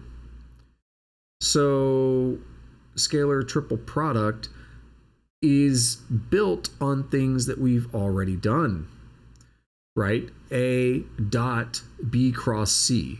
Well, if you really want to do scalar triple product, you would have a function that says self, and then you have two inputs, and your self would be A, and then your first input would be B, your second input would be C. So then you would do the cross product, and that resulting vector, you would do A dot that resulting vector. That's all there is to it. I don't see a need to build that. If you understand the code at this point, if you understand everything that's been happening, that is exceedingly easy to implement. I'm not going to go through it. I don't see a point in it. And for the other stuff, I kind of wanted to just gloss over in terms of like, okay, we're talking about physics, though. Let's skim through this real quick just to put a pin in some of the more mathematical side of vectors. Oh, and this is actually something I was going to talk about. We'll get to that in a minute. I forgot I was going to do a whole spiel about physics and position and all that. So I'll actually start with that now and show and just kind of talk about how vectors can be used to represent a lot of things that are all related. So in physics, or in general, you would have the concept of a point, which you could represent as a vector. And that point is simply your position at any given point in time. So right now, you know, your point may be 12, 15, 3. And that's your point in three-dimensional space. That is your position. And we're not going to go into calculus here, so if you don't know what it is, just bear with me. I'm going to use the phrase, but you don't 100% have to know what it is to maybe get the idea of what I'm trying to say here. So there's going to be a little bit of just calculus reference here, and it's the derivative. If you take the position and there's some function that defines your position, and you take the derivative of that with respect to time, you get velocity. And velocity is essentially describing how your position changes over time. Now, these can both be represented by vectors. But when you're doing a position vector, it's really just your location is all you care about. It doesn't really change. But your velocity now is another vector that describes how your position changes. Next, so when you took that derivative of that position function, you got a velocity function. If you take the derivative of the velocity function with respect to time, you get acceleration, which, just like velocity describes how your position changes over time, acceleration changes how your velocity, or acceleration describes how your velocity changes over time. And then you can do that yet again. I don't know if it's going to show it here, but what I do remember is that if you do yet another derivative on acceleration, you get something called impulse or jerk, which just describes how acceleration changes over time. But it's been years since I've done any of that. But the whole point is that like everything here can be done with vectors. If you have an acceleration vector, that describes how your velocity is changing. So if you're writing some physics or whatever, your acceleration vector would be applied to your velocity. Velocity would be applied to your position when you're kind of running your physics simulations. And all of this is basically driven by what I've been building here. Now, you might end up building a couple other easy little things that help you out with your vectors that we've been building. So like maybe you want a better way to like add. I mean, we've already got adding, but maybe you just want some like helper functions or something that would be nice. Or maybe you've got other types that you're using in tandem and you want to build conversions or something. That's all helper stuff, and you can do that. But like we've built out the majority of what you're going to be doing with vectors for the most part, and you could do a lot of powerful stuff with this. Again, a lot of this kind of stuff drives graphics programming, and a lot of this stuff drives physics. So we're going to see some of this down here. So I'm probably going to skip through some of this. Tuska's saying a bunch of stuff too. I got to catch up on it in a minute. So position, velocity, and acceleration. This is the one I care the most about. So the position of a point X in three-dimensional space is represented as a position vector. And it has some dimensions of length. It's simple, easy. Given 2 points, their displacement is a vector, okay, which specifies a position of y relative to x. The length of this vector gives the straight line distance from x to y. So yeah, that's something that you may run into if you want to get that displacement. But we've already implemented that. We've done y minus x, or we've implemented subtraction. So displacement, easy enough, right? The velocity of v of a point or particle is a vector. Its length gives the speed. I said this earlier. If you're driving down the street and you want to know like how fast am I going, you take the magnitude of the vector. Length and magnitude are interchangeable, right? For constant velocity, the position at any time t will be, and we have a function here, x of t equals t times v plus x naught, where x naught is the position at time t equals 0. Velocity is the time derivative of position. Its dimensions are length divided by time. Acceleration acceleration a of a point is vector, which is the time derivative of velocity, which is also exactly what I just said. Its dimensions are length divided by time squared. So this is all what I just was breaking down, and how your position, the way it changes is described by velocity. The way velocity changes is described by acceleration. And again, we should even be able to get to impulse and jerk if we took yet another derivative. Jerk, yeah, the integral of the jerk function. I know it sounds funny, but it is a thing. Like, physics is weird. In physics, jerk is the rate at which an object's acceleration changes with respect to time. So you can also think of this as the third derivative of your position equation. So yeah, all the stuff I've been doing, super integral, no pun intended if you know your calculus, but super integral to physics. If you're trying to do any kind of accurate physics simulation, you want this kind of stuff. What I did last time on stream, I had my little player entity object, and I gave him two fields, and I said .x velocity and .y velocity. You wouldn't do that. You would use an actual vector with operations on it that make it a lot easier to use and to utilize. So this is kind of why I thought it would be good to go over this right now, and talk a little bit more about this, because this is a key factor to how I would clean up that code from last time and what I actually did to clean it up. And also here we have force, energy, and work. Let's see, force is a vector with dimensions of mass times length over time squared.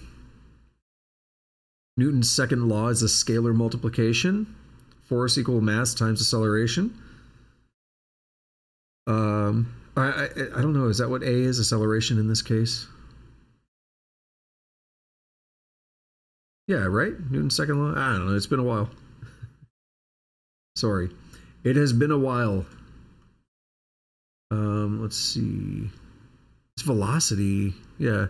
Modern notation, the momentum of a body. Sorry, it's been a while since I've done physics. So, yeah. If the mass does not change with time, the derivative acts only upon the velocity. So the force equals a product of the mass and the time derivative of the velocity, which is the acceleration. So there's a little bit to go through there. Work is the dot product of force and displacement. All these cool little physics things and everything, it's related to what I just talked about, basically. That's all I'm trying to break down here. That's all I'm trying to show here.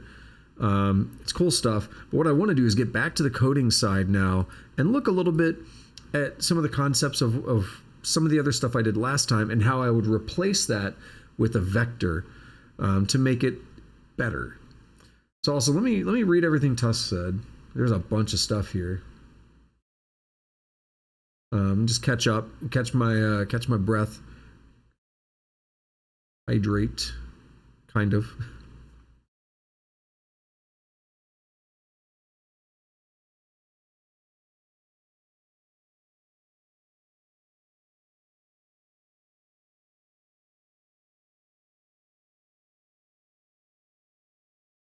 So this here, Tusk,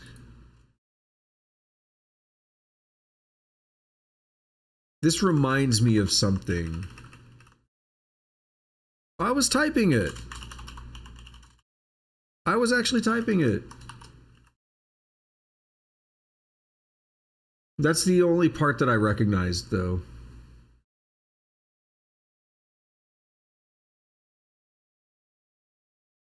You had to take it away from me. No, I actually, I know a couple lines from there, but I didn't recognize anything else you said, to be honest. But that's the one I know. There's a couple more that I know, but you didn't list them. Okay, so let's see. All right, we're back here. So let's take a look again at what I have when I actually run it. Forget about all the vectors and stuff that I have in the background right now printing. We have another color changey window. It's cute, right? It's great. We're going to take all these vectors and stuff, and we're gonna slap them outside of main in a big old comment or something. Actually, let's see. Extract into function. Refactor. Extract into function. And we're going to name it unused. We're going to name it unused. And the only reason I really wanted to do that is so I don't get unused warnings. I know, by the way, I know you can, oops. I know you can put an annotation, or I guess you call it an annotation. I don't remember what it is. Warn unused. I think that's it.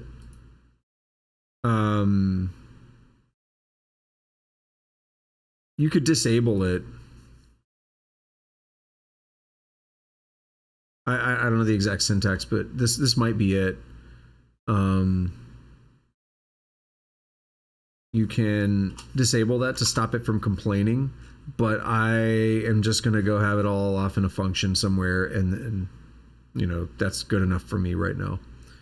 We're going to get rid of that impl. I would still like to look into making that more generic, where I can actually make all these impls here as if we know it's a number, we know it's going to work ultimately.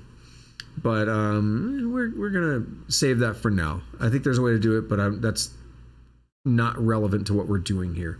So anyway, let's go back to more towards the game side of things and how you might make something a little bit better than what I made last time. We're not going to rebuild everything. I'd like to stop within the next 20 minutes or so. So we're not going to rebuild everything, but we're just going to talk about a little bit of a different architectural approach to what we had there. So first and foremost, we're going to define an entity. Yes, in 20 minutes. We're going to define an entity, and it's going to maintain basic knowledge of whatever an entity is in this case. Now, these are going to be really simple entities. They're going to be basic shapes. In this case, just squares, although we'll pretend that it could also be like a circle. I mean, I can make a circle too, but we'll see about doing that. So we're going to have an entity here, and it needs a few key pieces of information. And this is where all the vector stuff comes into play now. It needs a position. And guess what that's going to be? It's going to be a vec3d of F32s. It also needs, now, truthfully, I would want to make this, instead of F32, I would want to make this integers, like I think U32s, whatever the screen space coordinates are for SDL. I can't remember if it's I32 or U32, but we'll go with F32s because I did all my implementations for F32, despite making it generic.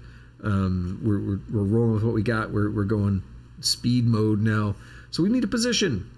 Our thing has to live somewhere. Now, if we want our thing to be able to move, we need a velocity. And it's also a vec3d F32. And you know what? If we wanted to have even more fun, we could give it an acceleration to define how the velocity changes. So imagine your character doesn't immediately go up to full speed. You could do it with like an acceleration that gets applied to your velocity, and then your velocity gets applied to your position. So you can make it a little bit more interesting. Or you can kind of just hard code a little bit of that. But if you're doing something with like cars or whatever, and you want them to feel a bit more realistic, you would actually want to get into like simulating torque and things like that. Acceleration would really actually come into play if you were doing something like that. So we'll pretend we have an acceleration too. We'll say we have a shape, and it's going to be a shape, but we don't know what a shape is, do we? So we're going to make a shape in enum. And we're going to do two things here. We could do, so rectangles and squares are kind of the same thing, where all squares are rectangles. So we could say rectangle, or we could say circle. And then if you want to make a square, like it's just a rectangle that has equal sides, right? So rectangle would take in two values, two parameters, and they would be F32s, since we're just going F32 across the board now. And a circle would take one value, which is the radius, and it's an F32. So this is your length and your width. This is your radius. So we can make two different kinds of shapes now. An entity has a position, a velocity, acceleration, a shape. Did I add anything else interesting to it the other time? Let us see. Where is my entity?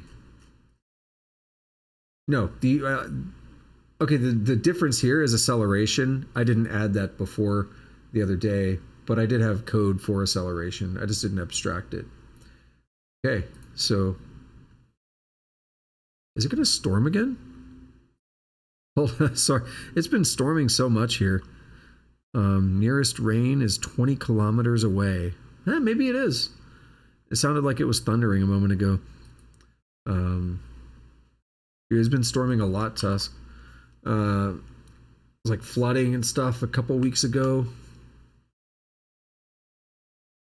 It's keeping the temp down a little bit. It's only 34 today. Right now it's only 34. All right, so we have entities with shapes and all that kind of stuff. I don't mind storms too much. I really hate I hate the heat a lot more. We could also define a color. That's what I'll do. So an entity also needs a color. That's what we're going to draw it as. Okay, so let player entity. And now we need all these fun little things, right? What do you mean not available?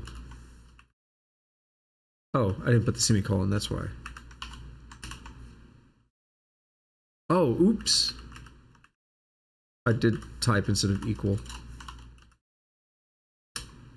All right, so we need a lot of fun stuff here. We'll say vec 3D. All right, I'm gonna need to define a few things here. So let's go back up to the top real quick and say, what is the syntax? You don't do let, do you? Let. Oh. Why do I always forget this one?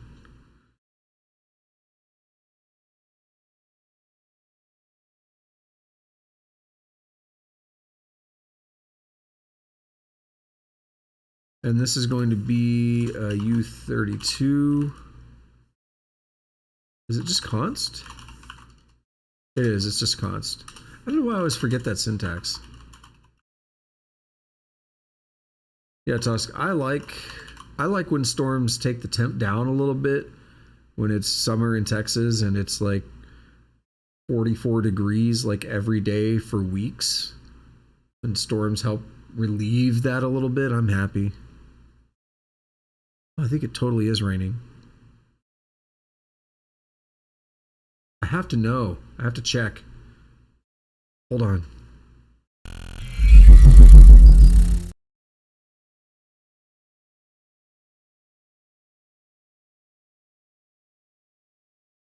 Oh yeah.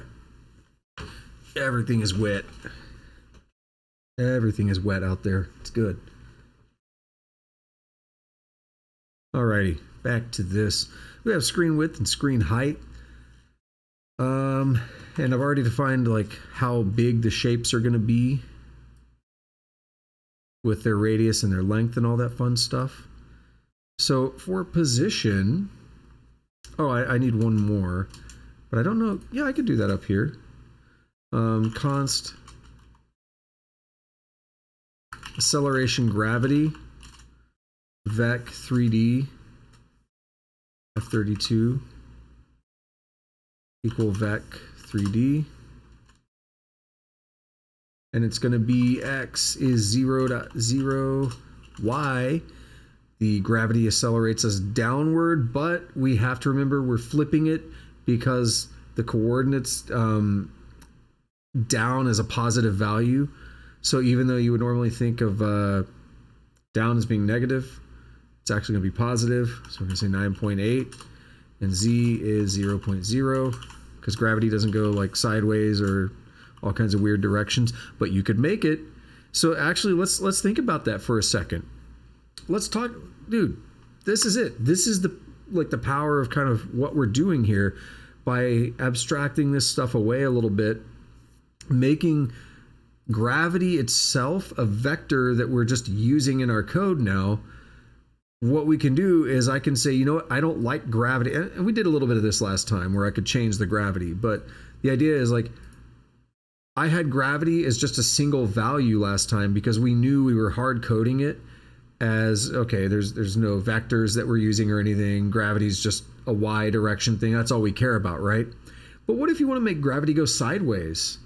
Why not? I mean, you could do that. So we could make gravity go in the x direction. We could make it go in the z direction. We could do all kinds of weird stuff and change the gravity. So if you want to make like a little planetoid or something, you could have that acceleration due to gravity like pointing at the center of that planetoid, and you can like run around the whole thing and get some really interesting effects. We've seen games do stuff like that. It was like Mario Galaxy or something, right? Where you could like walk around on little tiny planetoids and stuff. So it's cool stuff. In all cases here, because we don't have a 3D game, we're definitely going to have 0 on the Z, but we're going to have something for X and Y for sure. So it is screen width. Width would be, yeah, for some reason I always mix them up a little bit. So screen width as F32 divided by 2.0. Screen height as F32 times, no, that's not what I want to do. Times will work. Times and multiply, they're the same thing. They're like inverses of each other. I'm going to say 0.1. Okay. Velocity is another Vec3D. And it's going to be 0.0 all across the board. Acceleration is also going to be 0.0. So I want to just copy this line here. And then shape, we're going to be a rectangle. And it's going to be 40 pixels by 40 pixels. So it's actually going to be a square. Oh, right. Doing everything in floats. And then color. Color, RGB. What color do we want to be? Let me think about this. I don't know. I need a color picker. Let's go find a color picker. Color picker. And what do we want? I don't have an image to use. What's this random thing? You know what though? This is going to be our color. RGBA values. We'll just get the RGB. All right, that ends in 85. That's a little hard to see. I'm sorry. I could have zoomed in. Too late. 85. There's our color. Like piss yellow or something. I don't know. That's it. So we got a color. We got shapes, all kinds of fun stuff. Now we want to be able to draw the player, right? So there's a couple of ways we can do that. We want to be able to draw an entity rather. So this is where I was trying to make a big point about abstracting things out, making better code than what I had the other day. So what did I have the other day? Like down here under the rest of the game loop, I was like, do some physics. And then it was like, blah, blah, blah, a bunch of code, right? And then it was like, draw thing 1. And then it was like, draw thing 2. And it was like, collisions or what, like everything was all kind of down here and messy and not fun, right? It wasn't good. So I've got a better idea. So instead of doing what we've done here, I'm going to delete this. No, I'm not actually going to. I am, but I'm not. Let's try something a little bit different, okay? Let's say let entities equal, and we're going to make a vector of entities. And inside of that vector is where we're going to store the player. And you know what? We want one more interesting thing on the entity. I'm going to make it a very naive. Whereas I'm going to make it very naive, and we're going to say ID is a U32, but you'd probably want something a little bit more robust, like a UUID, universally unique identifier. We don't need that here. It's okay. ID 1, because we're the player and we're cool, right? So entities.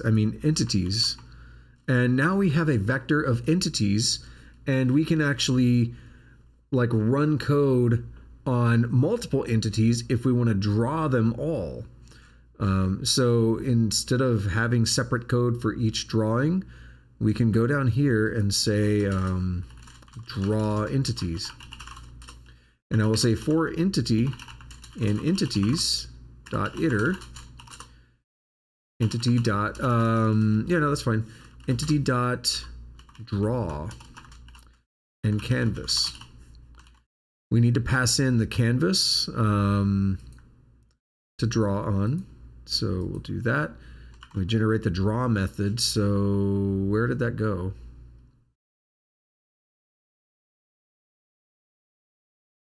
Entity.draw. Where is it? Gross. Don't put it down there. Let's just copy that.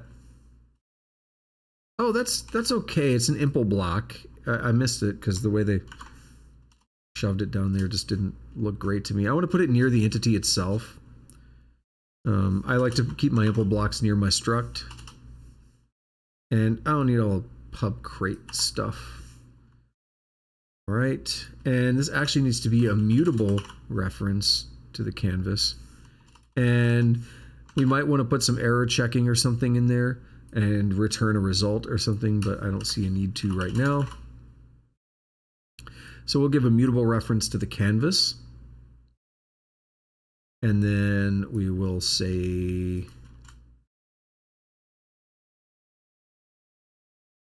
now this is where it's going to get interesting because we have different shapes that we can draw, right? So we can say match self dot shape, and then we'll put a little bit of code in here, fill some match arms. If we're drawing a rectangle, then length times width. If we're drawing a circle, then it'll be a little bit different. Radius. Oh, you can't wait to see how I draw a circle. There's a couple different algorithms. There are some really cool algorithms. I'm going to do the simple one because I'm trying to go quickly, but it's going to be fine. So here we need to make a rectangle, like an actual rectangle out of our entity. So the way we're going to do that is basically, also we're going to do one more thing. We're going to say, we'll save that. We'll say canvas dot, it's not clear, hang on. Canvas dot set draw color. And it's going to be self.color. And then we're actually going to draw rect.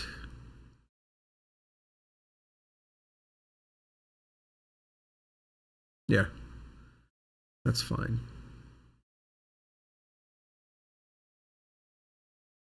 We're going to put an unwrap because we like unwraps. We don't really, but okay. So we need a rect. Let rect equal self dot into. Now the trait rect from entity is not satisfied, but I think I can have it do. Oh, I can't. Okay, well we'll do it ourselves. That's fine. So we need to do impl from an entity for rect. And then we need to give it the function and basically say, what do I want to call this? Let's call it entity.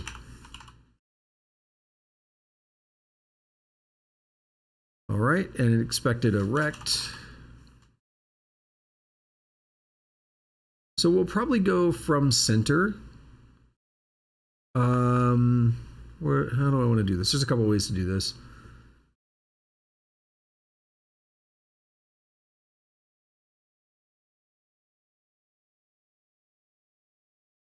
What does it want first?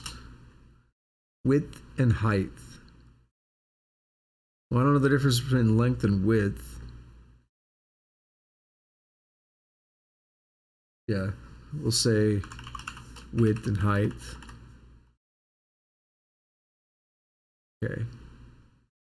So center is self dot So this is going to be another interesting one here. Bear with me. We need a point, or at least something that can be turned into a point. So we're going to do another interesting impl here. Bear with me. Actually, can I just go here and say self dot position? Oh, yeah, not self, entity.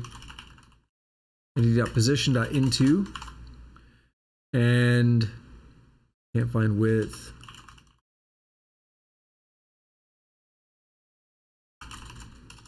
I want to get some info on, cannot infer the type. Yeah. All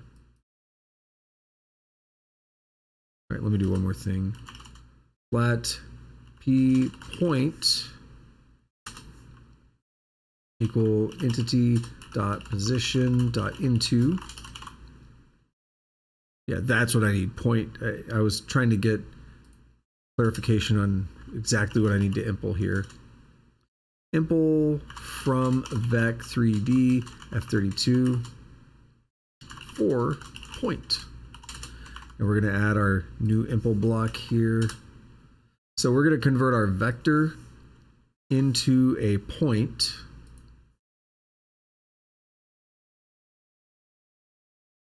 We call it vec3d, and we're going to say point. What is it? Point new, and then it's just going to be vec3d.x and vec3d.y as I32. Quick, dirty, easy, but I like it.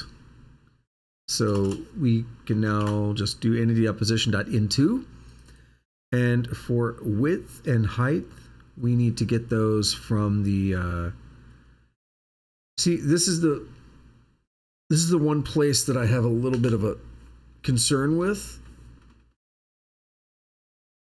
is that I have to basically do another match here. So what we're going to do is we're going to go into here, match self.shape, not self, it's entity. We're not going to draw, not going to make a rectangle or anything.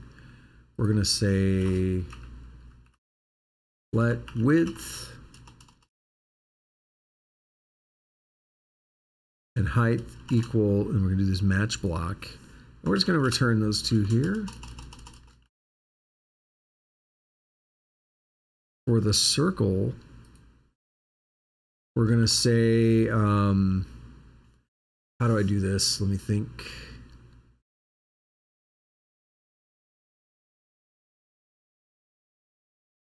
So it's a circle is also basically just a square. Bear with me. But the radius is half.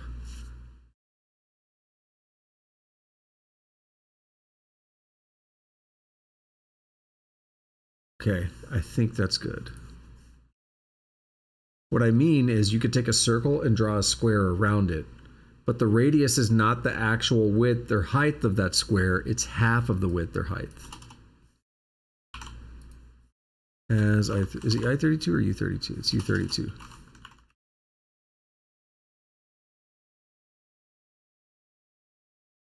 What are you complaining about? I thought that was good enough. As point. Oh, I can't do that cast. Why not?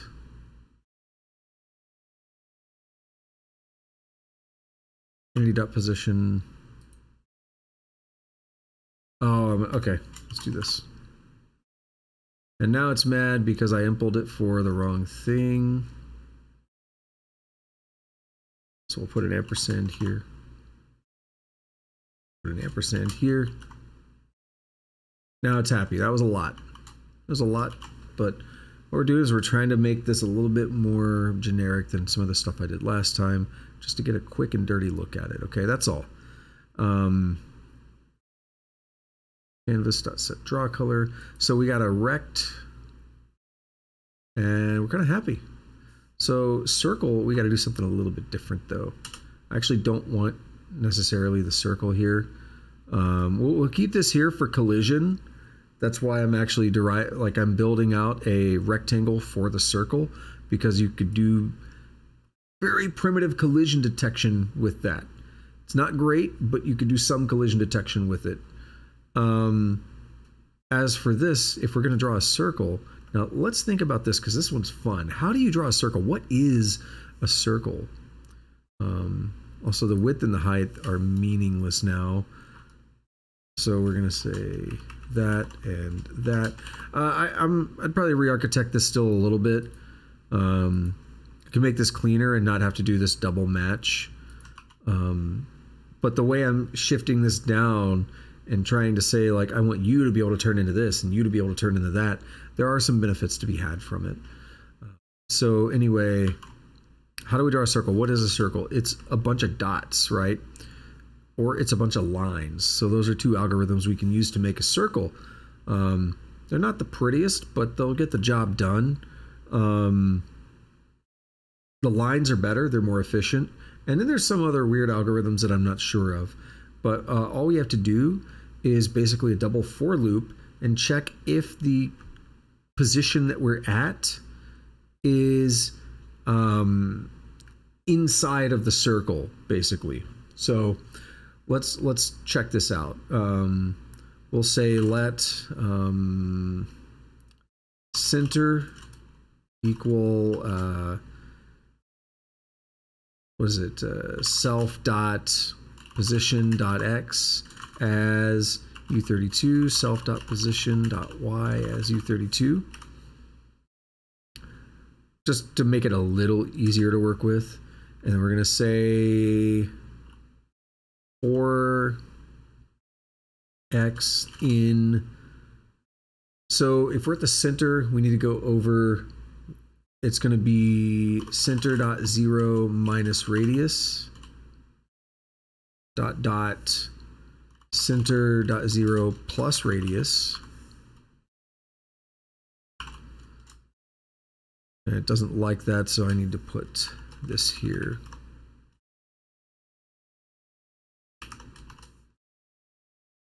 Oh, what is it mad about? What am I mixing types?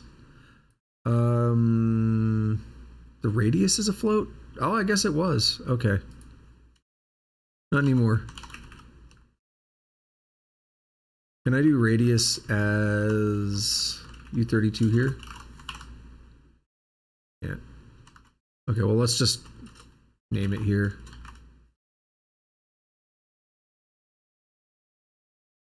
Just rename it to make it cleaner. And then we'll do the same thing for y. For y in center dot 0 plus radius. Remember, the y is reversed. It's not 0, it's dot 1.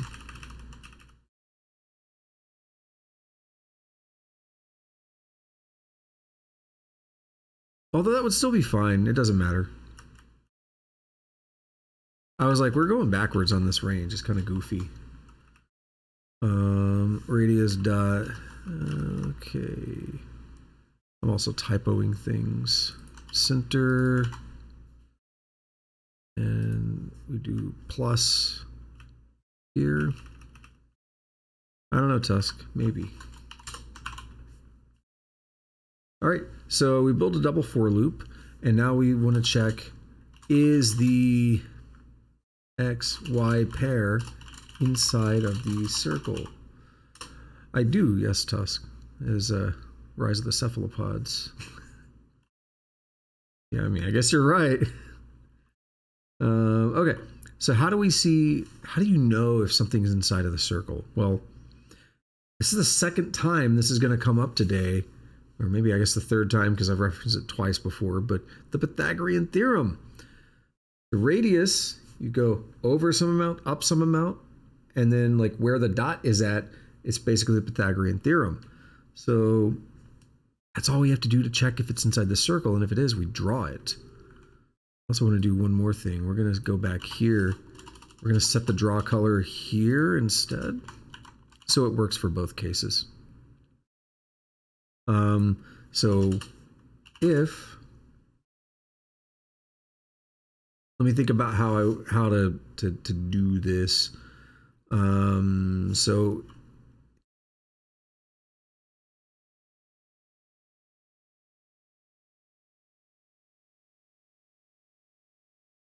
a squared plus b squared equals c squared. Yeah, so we're getting the distance from the center.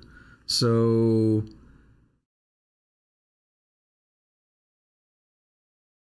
that should be less than the radius. So x dot pow 2 plus x dot pow, or y dot pow 2. That's a squared plus b squared less equal to radius pow 2. I think I did that right. And then if that's the case, canvas dot draw point, and then we need to make a point out of x and y. Quickest way here is just going to be pass them in. Dot unwrap. Boom. Why are you mad? Expected I-30. Fine, I'll give you an I-32. I don't care. Let's get something going here real quick, and let's see what we get. I haven't ran this in a while. I've added a lot of code and I haven't ran it. We have a square. I do not want to do draw rect. I want to do fill rect. Fill that rectum. Oh. Oof. Wait, why did it get mad? Is it not fill? Hang on.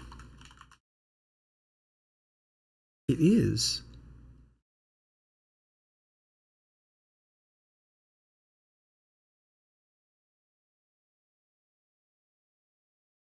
Okay. Type annotations needed. We could do that, right? Yeah, I'm surprised it wasn't able to figure that out. Interesting. You could try it, Tusk. We'll see. Cool. We got our square drawing. Let's change to meet the real me. I know what you're doing, Tusk.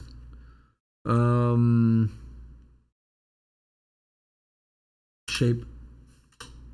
Where is that? We made a rectangle. Let's make a circle, okay? Let's try swapping my shape out. So let's take another look at it real quick. It is a square. Let's try making it a circle.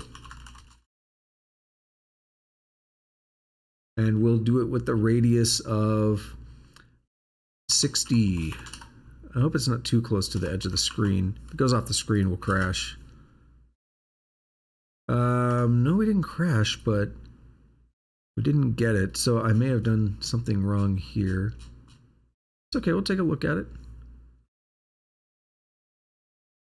We'll see what's going on here. I may have used the wrong check as well because I'm kind of rushing. Okay, so go over some, so we square that, square that.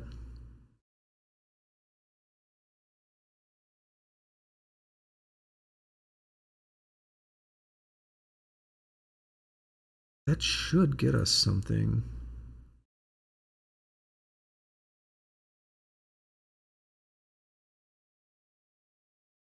Self-dot position X and Y. I'm wondering, so now's the time for a log. This is going to be a really messy log though.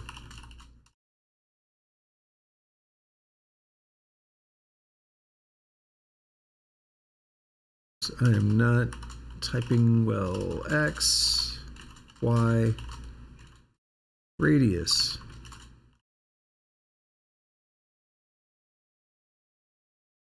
Actually, I think that's acceptable, isn't it?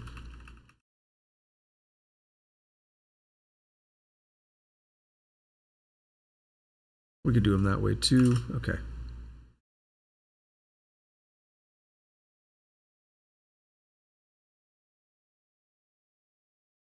Why is it counting through so many? Oh no, that's it. That's what you should expect. So X is pretty far.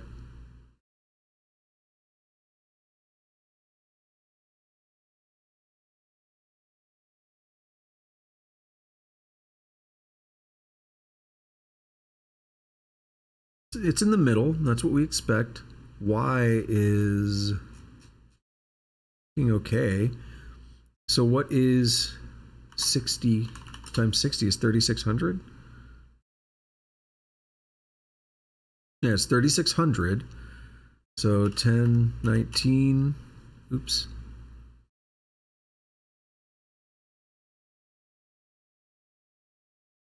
Yeah, that's not right. If I swap that, it's going to be busted, right? Yeah. Oh, wait, we got something. Hold on, what was that? We are having an issue, though the log statements are too much. Yeah, we're getting a square.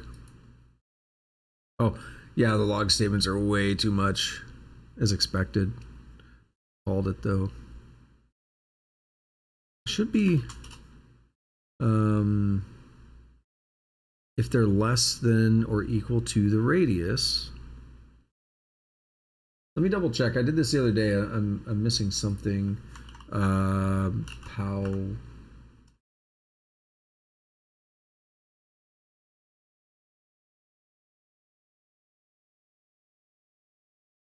Oh. Yeah, and it should be less equal radius power 2. That's the same, but I see what I missed. Oops. Let me compare. So my other code was that center 0 is the x value, yeah. Minus radius, good. 2, same value plus radius, that's correct. And then this minus radius, this plus radius, correct. But my check was a bit different. So instead of just x dot pow,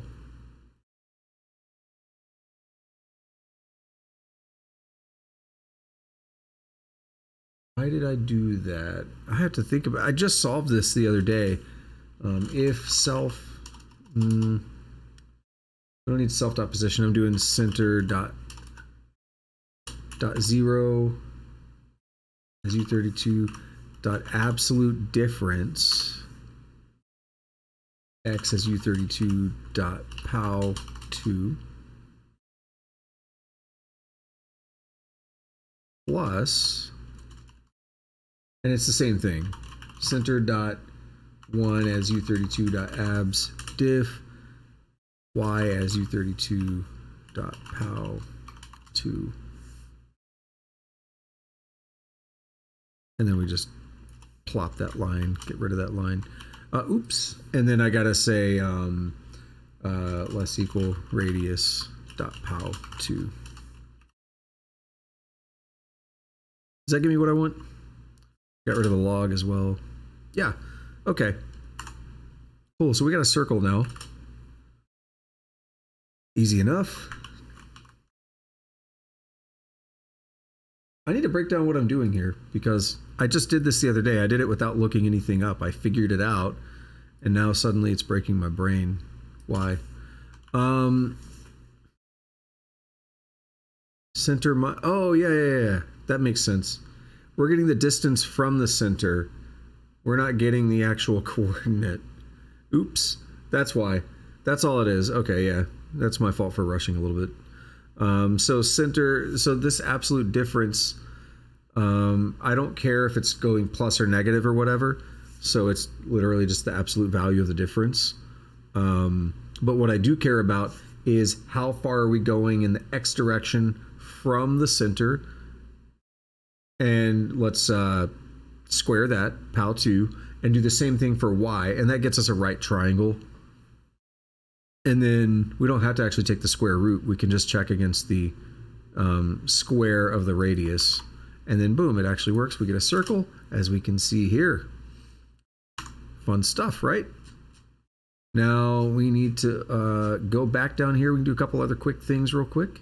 We're going to change this to mute. Let mute entities. And we're going to say...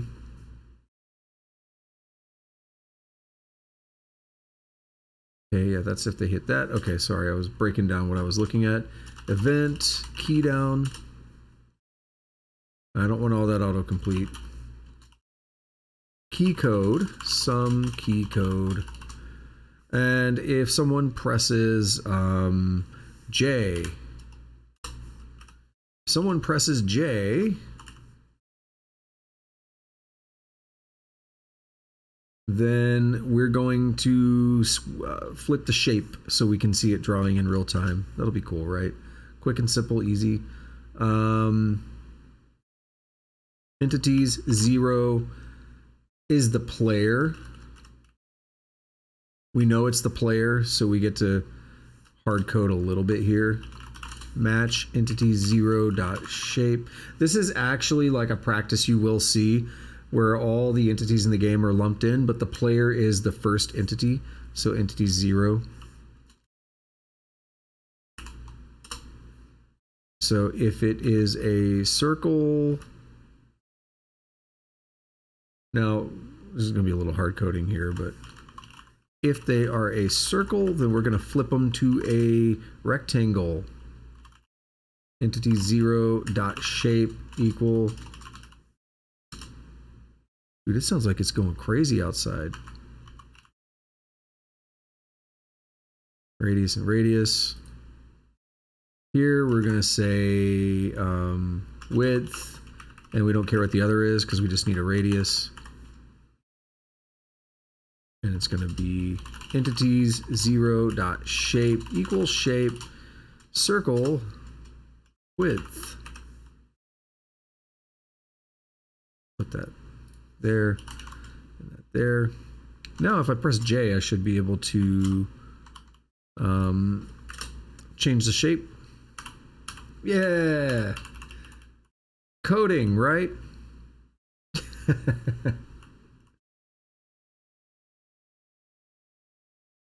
I swear I'm hearing a lot of thunder outside. So there's that.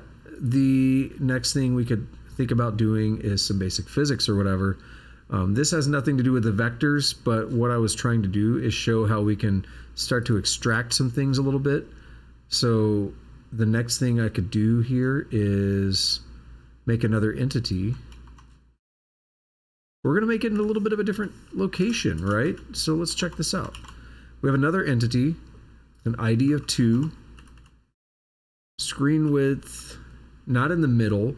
We're going to make it times 0.2, and height is going to be times 0.7. So it's going to be like down the screen somewhat.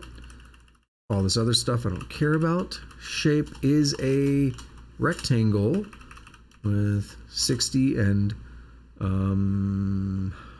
40. So it's not an actual square. And we'll give it the same color. No, we won't. We'll give it 255, 255. Whatever red and green make. It's got a different color. We got 2 entities now. I did nothing else to my code. I didn't change any drawing code or anything. Now if I run it, we have 2 entities on the screen, all being drawn just from that one little loop that I did down there. So that's an example of how you would smoosh all your entities into that vector or an array or something. And really, you'd probably generally see it more like an array if possible, rather than allocating on the heap. But we're not going to get into that. Point is that we can create that vector and do a loop over it and just say, hey, draw everything.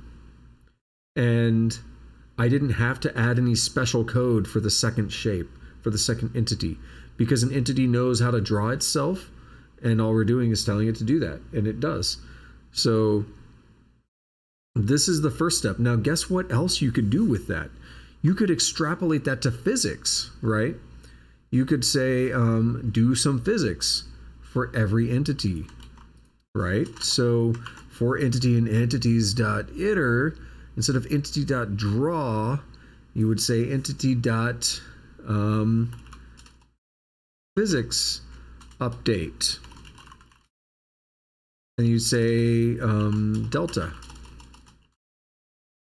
And we don't have a delta yet, so let's go ahead and make them.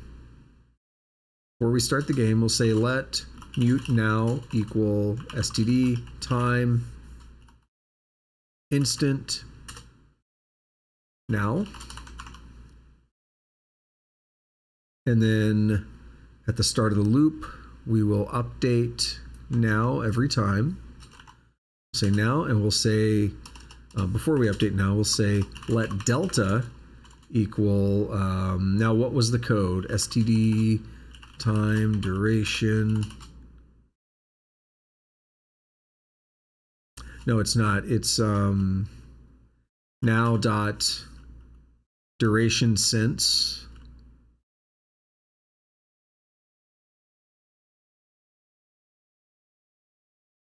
Ah, no, that's what it is. Okay.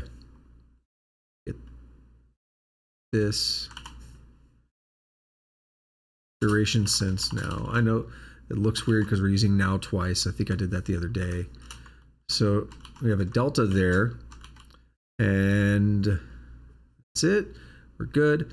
So by defining delta, we can pass that in here. Generate a method. Physics update, we bring in the duration, and now we're building that time delta that I built the other day, but we're building it really in a much more generic way that allows each entity to be able to kind of manage its own physics updates rather than what we had the other day where it was like hard-coded in, only working on a single entity. So if I get this working real quick, I'm going to reference some of my old code just to speed this up a little bit. But if we get this working, then it's going to basically be both objects are going to obey physics on their own without me having to hard code anything down there. So I had a thing of updating the position. So physics update, we're going to do this in two parts. No, we're going to say physics update. Then we're going to have another thing for position update. So physics update is just going to do the velocity. I'm going to ignore acceleration a little bit, I think. We're just going to do velocity. So it's going to be, let's see, self.velocity dot y plus equal acceleration gravity dot y times delta as sex f32. That's the code I have from the other day. So that's easy for the y velocity. And we also want to just double checking something. Yeah, we want to update the position. So we're going to say function fn position update and self delta duration.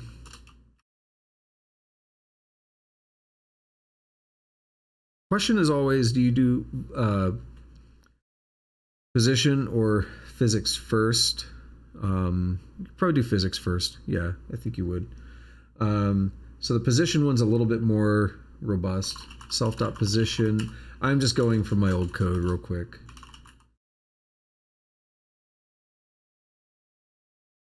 So grab that. And then on another line, plus 0.5 times acceleration gravity times delta. I did fix some of the weirdness I was getting when I tried to pull in the kinematics equations. So these are more proper kinematics equations as well. Why are you mad? Can I multiply float by, oh, dot y. We're just using the y components. I know I was like really excited earlier about like we could just use gravity and do all kinds of fun stuff. We can, but I'm gonna get this basic thing working, and then we'll look at expanding it a little bit over time. Probably not today because I do want to wrap up. I said I was going to wrap up half an hour ago. Let's get the basic physics working here, and then I can actually pick up on this later, like next coding stream, and keep building out these systems. And then one day I've made a game on stream, right? So yeah, that's fun. And then I did collision stuff, but I did it in the position update, which was a little more hard coded than I would have liked. Because I made the function update Y position, but what I should do is I should actually separate that out and do collision separately from the position. So you update the position, and then you ask the question, am I colliding with anything, and what do I need to do? But that also does imply that you may be updating your position some more. Basically, the way collision often works is you have two things approaching, and then in one frame, they've crossed over and they're intersecting each other. They're inside of each other. So then you have to set the position back to say, no, you're not. You're not inside of each other. And so it looks like you never went inside of it. But in the code, there was a moment where it did, but it never got drawn that way. That's the intention, if that makes sense. So physics update.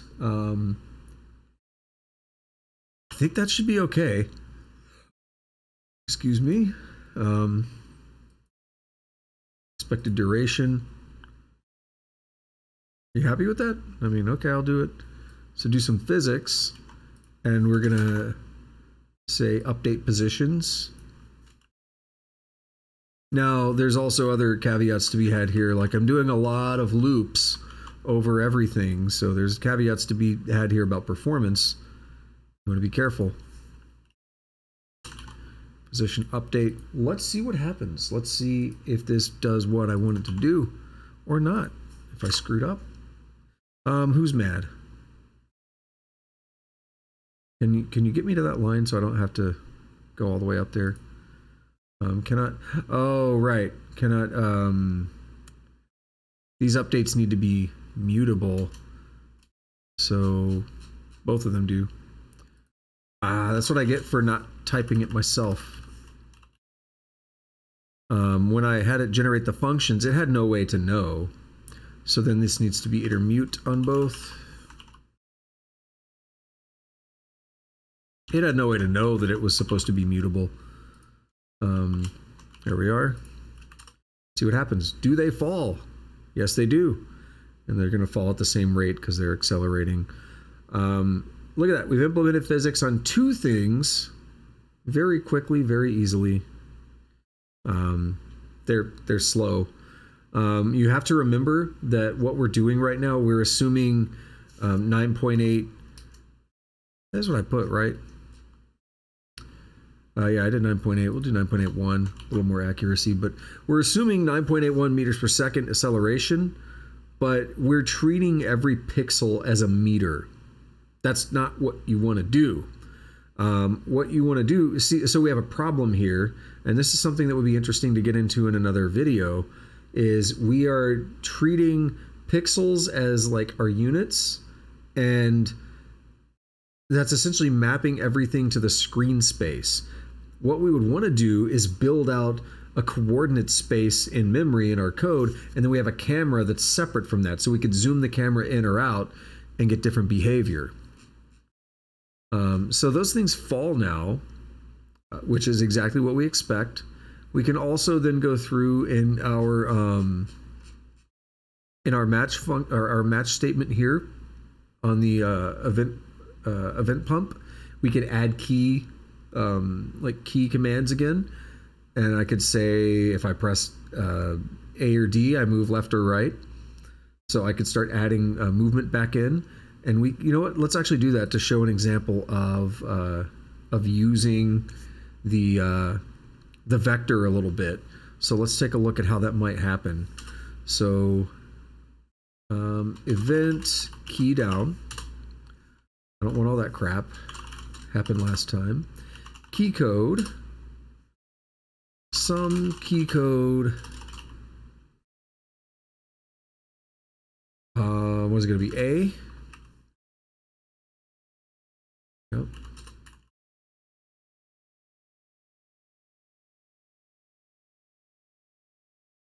right, so we'll do that for A, and we'll do another one for D.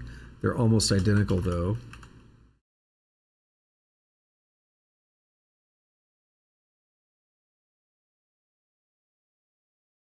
Okay. For A, we will take entities 0 dot velocity. And we'll say plus vec3d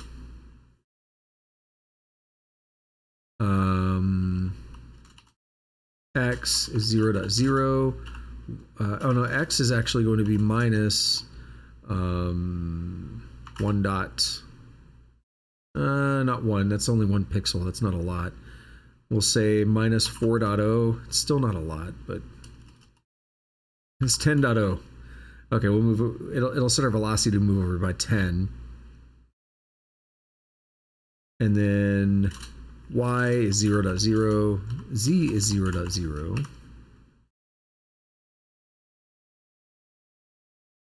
Cannot add vec3d float to vec3d f32. Why not?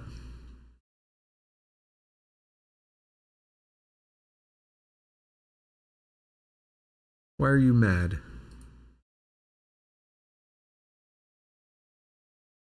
This is an f32. This should be an f32.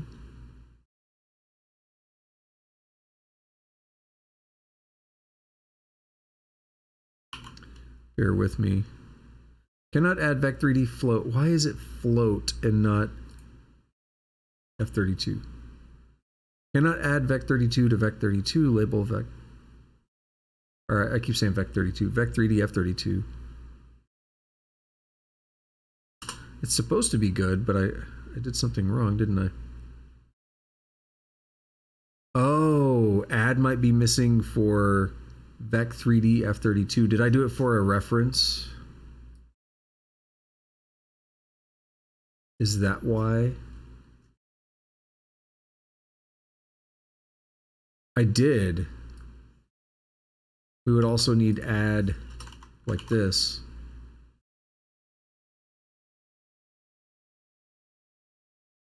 And everything basically should stay the same, but then it cannot move out of index. Yeah, due to usage and operator.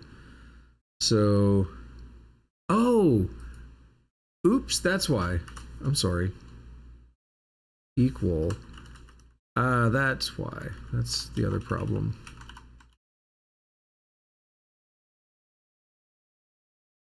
This here.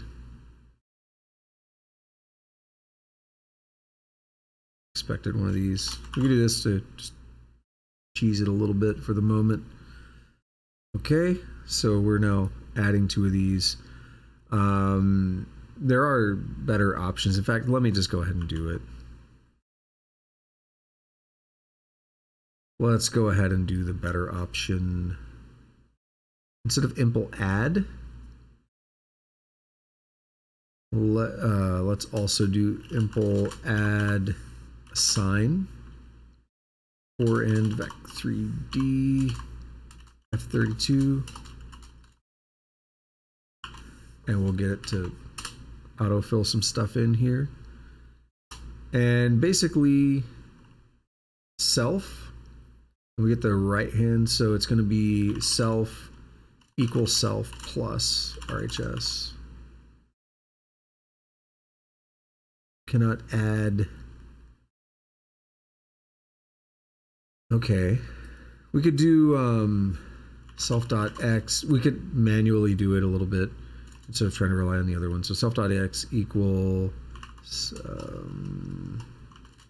plus equal RHS.x.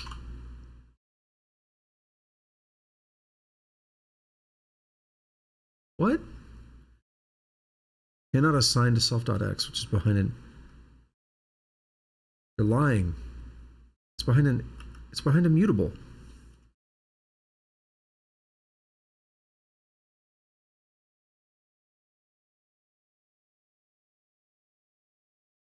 Now that's bizarre.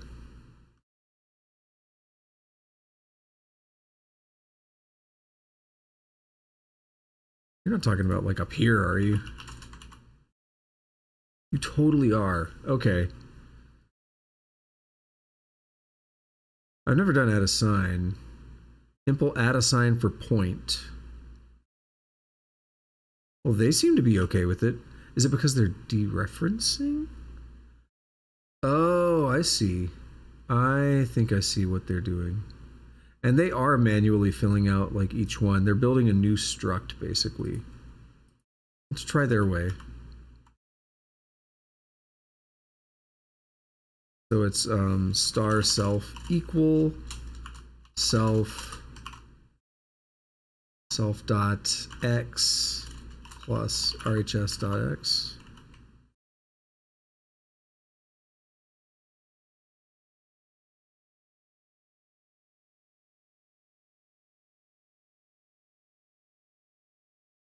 Expected. Take another look at the add assign. They used self, didn't they? They sure did. Oh, that's fine. I know it's a vec 3D. Oh, right. Z exists.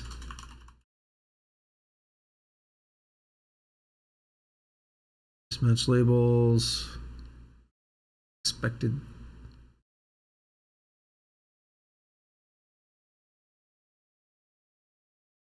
Bear with me.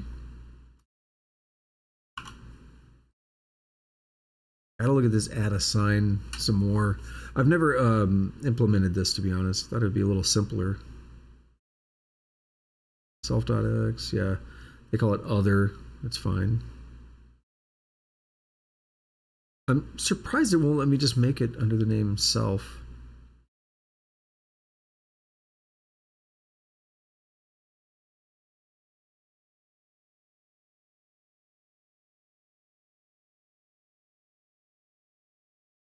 So if I do this, let's get some more info. Self is definitely not a struct. Oh, wait. Does this help?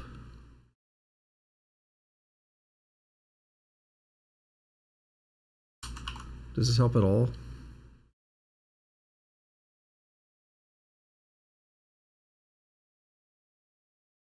Found a vec 3D. Okay, let me try one more thing, but I don't know if it's going to work. Self.x equal self.x plus RHS.x. I think I did that earlier. Why are you so picky? Okay, fine. I don't care anymore. I'll visit that later. I gotta wrap up. I'm running late for something.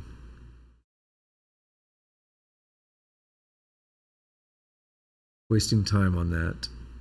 Where is the code at down here?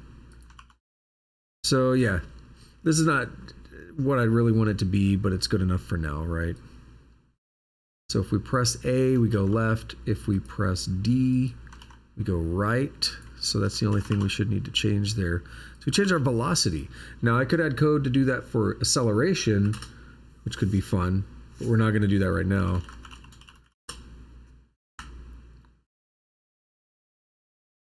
I'm not seeing any change. Oh, it's because I didn't do position updates for X. Duh.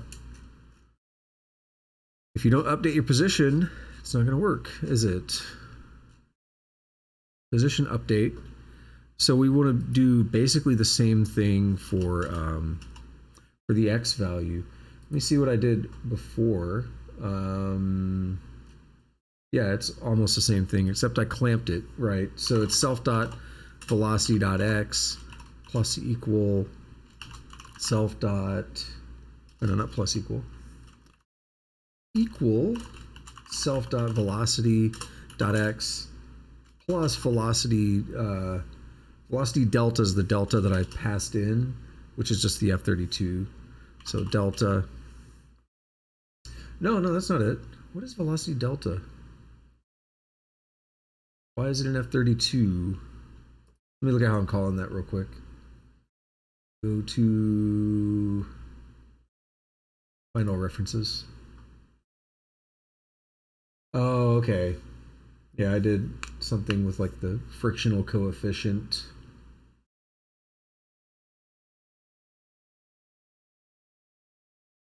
So basically,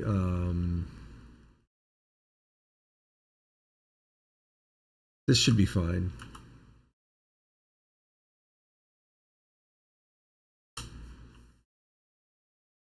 That, and then I also do a clamp.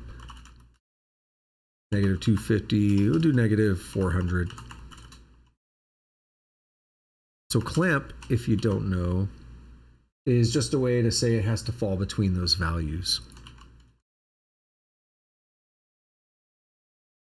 What's happening? So if I did that right, we're not moving. Why aren't we moving?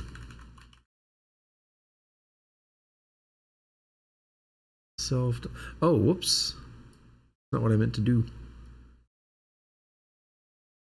Let me double check one more time. I did the wrong thing, sorry. That's updating the velocity, which is physics. But we're not using it, my bad.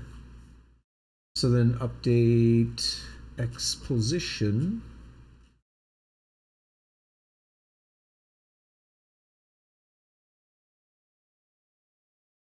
Where's it at? Player dot position dot X. That's all I did. Okay. Self dot position dot X plus equal self dot velocity dot X.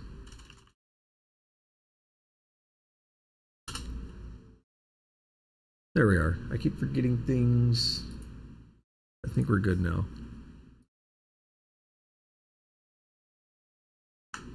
There we are. Yeah, I can do that. Oh, okay. That's a crash, but it's for a good reason. This goes back to the problem I mentioned earlier. We're trying to draw something that's not on the screen, and well, it turns out you can't do that. It's gonna crash again when this falls, isn't it? No, that one's actually fine. I wonder why that made it. That's something to think about.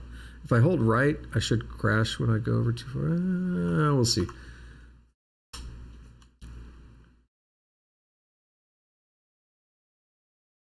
We're good going right, but we're not good going left. Oh, because we went negative. Yeah.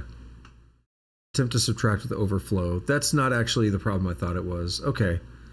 And that happens where here? Yeah. So my loop there for the circle is a little bit wonky. There are better ways to draw a circle, but that's just a quick and dirty way to do it. Okay. We got a lot of the behavior back from the other day, not all of it. And there's some room to clean some of this up more. There's some room to make better use of the vector, and I would like to push toward doing that. I'll probably do that in another session. Not going to do it today. We're wrapping up now for real. But I mean, we could already see here though that the like just the power of the way I'm abstracting things. We now have two things on the screen. I add some functionality at a higher level, and it's like bleeding down into everything. That's what you really want to see. You want to see that kind of behavior when you're writing code, rather than like hard coding it in on something. We can make it more generic and make it like work across the code. That's good. That's what you really want to be able to aim for. So all in all, not too bad. Fun time going over the vectors a little bit. Fun time rebuilding some of this. It's definitely a better build than the other day. So I'm kind of happy with that. But there's definitely more to do. Again, I'd like to over time work out some kind of a framework, figure out a lot of stuff. One of the things we really got to do though is think about a camera system at some point. I've never built one before. I mean, that's not true. I built one, but it was kind of meh. I've never built like a really good one. What I did was I just started trying things that seemed to make sense in my head, and I got a working system, but I didn't really use any of the proper fundamentals that people usually use when they're building cameras. So I would like to build a proper camera system. So that would take research and actually reading up on how people really do it, rather than just let's figure something out that looks good enough. So that would be a lot of fun. I mean, I don't know what I did last time anymore. It's been a while, but I think I just invented like linear algebra basically. I don't know, like I came up with some scaling factor for the camera, and as you would roll the mouse wheel, it would change the scaling factor. And then everything was in SDL. Everything was kind of linked to screen space, but not really. So I had to figure out like what things were in and out of screen space, and like the drawing commands were weird. I don't know, it was funky. So basically I had that scaling factor was like mapping coordinates to screen space and back and forth. and that's how I was figuring out what was on screen and what wasn't. Like, it was a weird system I came up with. So I'd like to learn better fundamentals for building cameras and like implement a good camera system where you could zoom in and out and like scoot it around and stuff. I think that'd be a lot of fun, but I'll get to that at some future point. We still got a lot to do on the more like lower level stuff over here, just kind of toying around with things. But yeah, I'm pretty happy with this. Again, this is much better than the other day. So thank you for anyone who checked this out. I really appreciate it. If you want to catch more of these, I do these every Monday and Wednesday. I almost did gameplay today because I'm off work, but I ended up being gone like all day or like half the day. So yeah, it worked out anyway. But I do these Mondays and Wednesdays coding streams. Every other day I do gameplay. So hit me up a follow here on Twitch. That is if you're watching right now. If you're watching in the future, you can hop on over here. But if you are in the future on YouTube, go ahead and do all the fun YouTube stuff like comment, subscribe, notification bell, all that good stuff. You know how it works. It's all free, and definitely like I'm always open for feedback. Like you could do this thing better, you could do that thing better. Like that's how you grow as a programmer. I'm demonstrating things that I know, and I'm figuring things out on the fly sometimes. So mistakes happen, and it's always good to have insight from other people. So yeah, and I strive to be the best I can at this stuff, at programming. And there's always room to improve. So definitely, I welcome constructive feedback and criticism. All right, so until next time, where maybe one day I'll do another alarm stream. Like I really do want to finish that, but I'm still like looking at Dioxis UI and still figuring that out slowly in the background. So yeah, until next time, we'll probably be doing more of this kind of stuff, I think. Have a good day, have a good night, whatever it is, wherever you're at. Take it easy.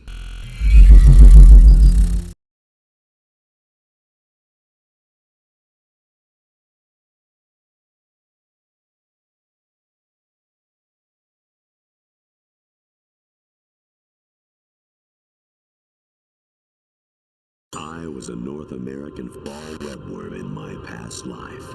Oh, those were the good old days. What were you in your former life?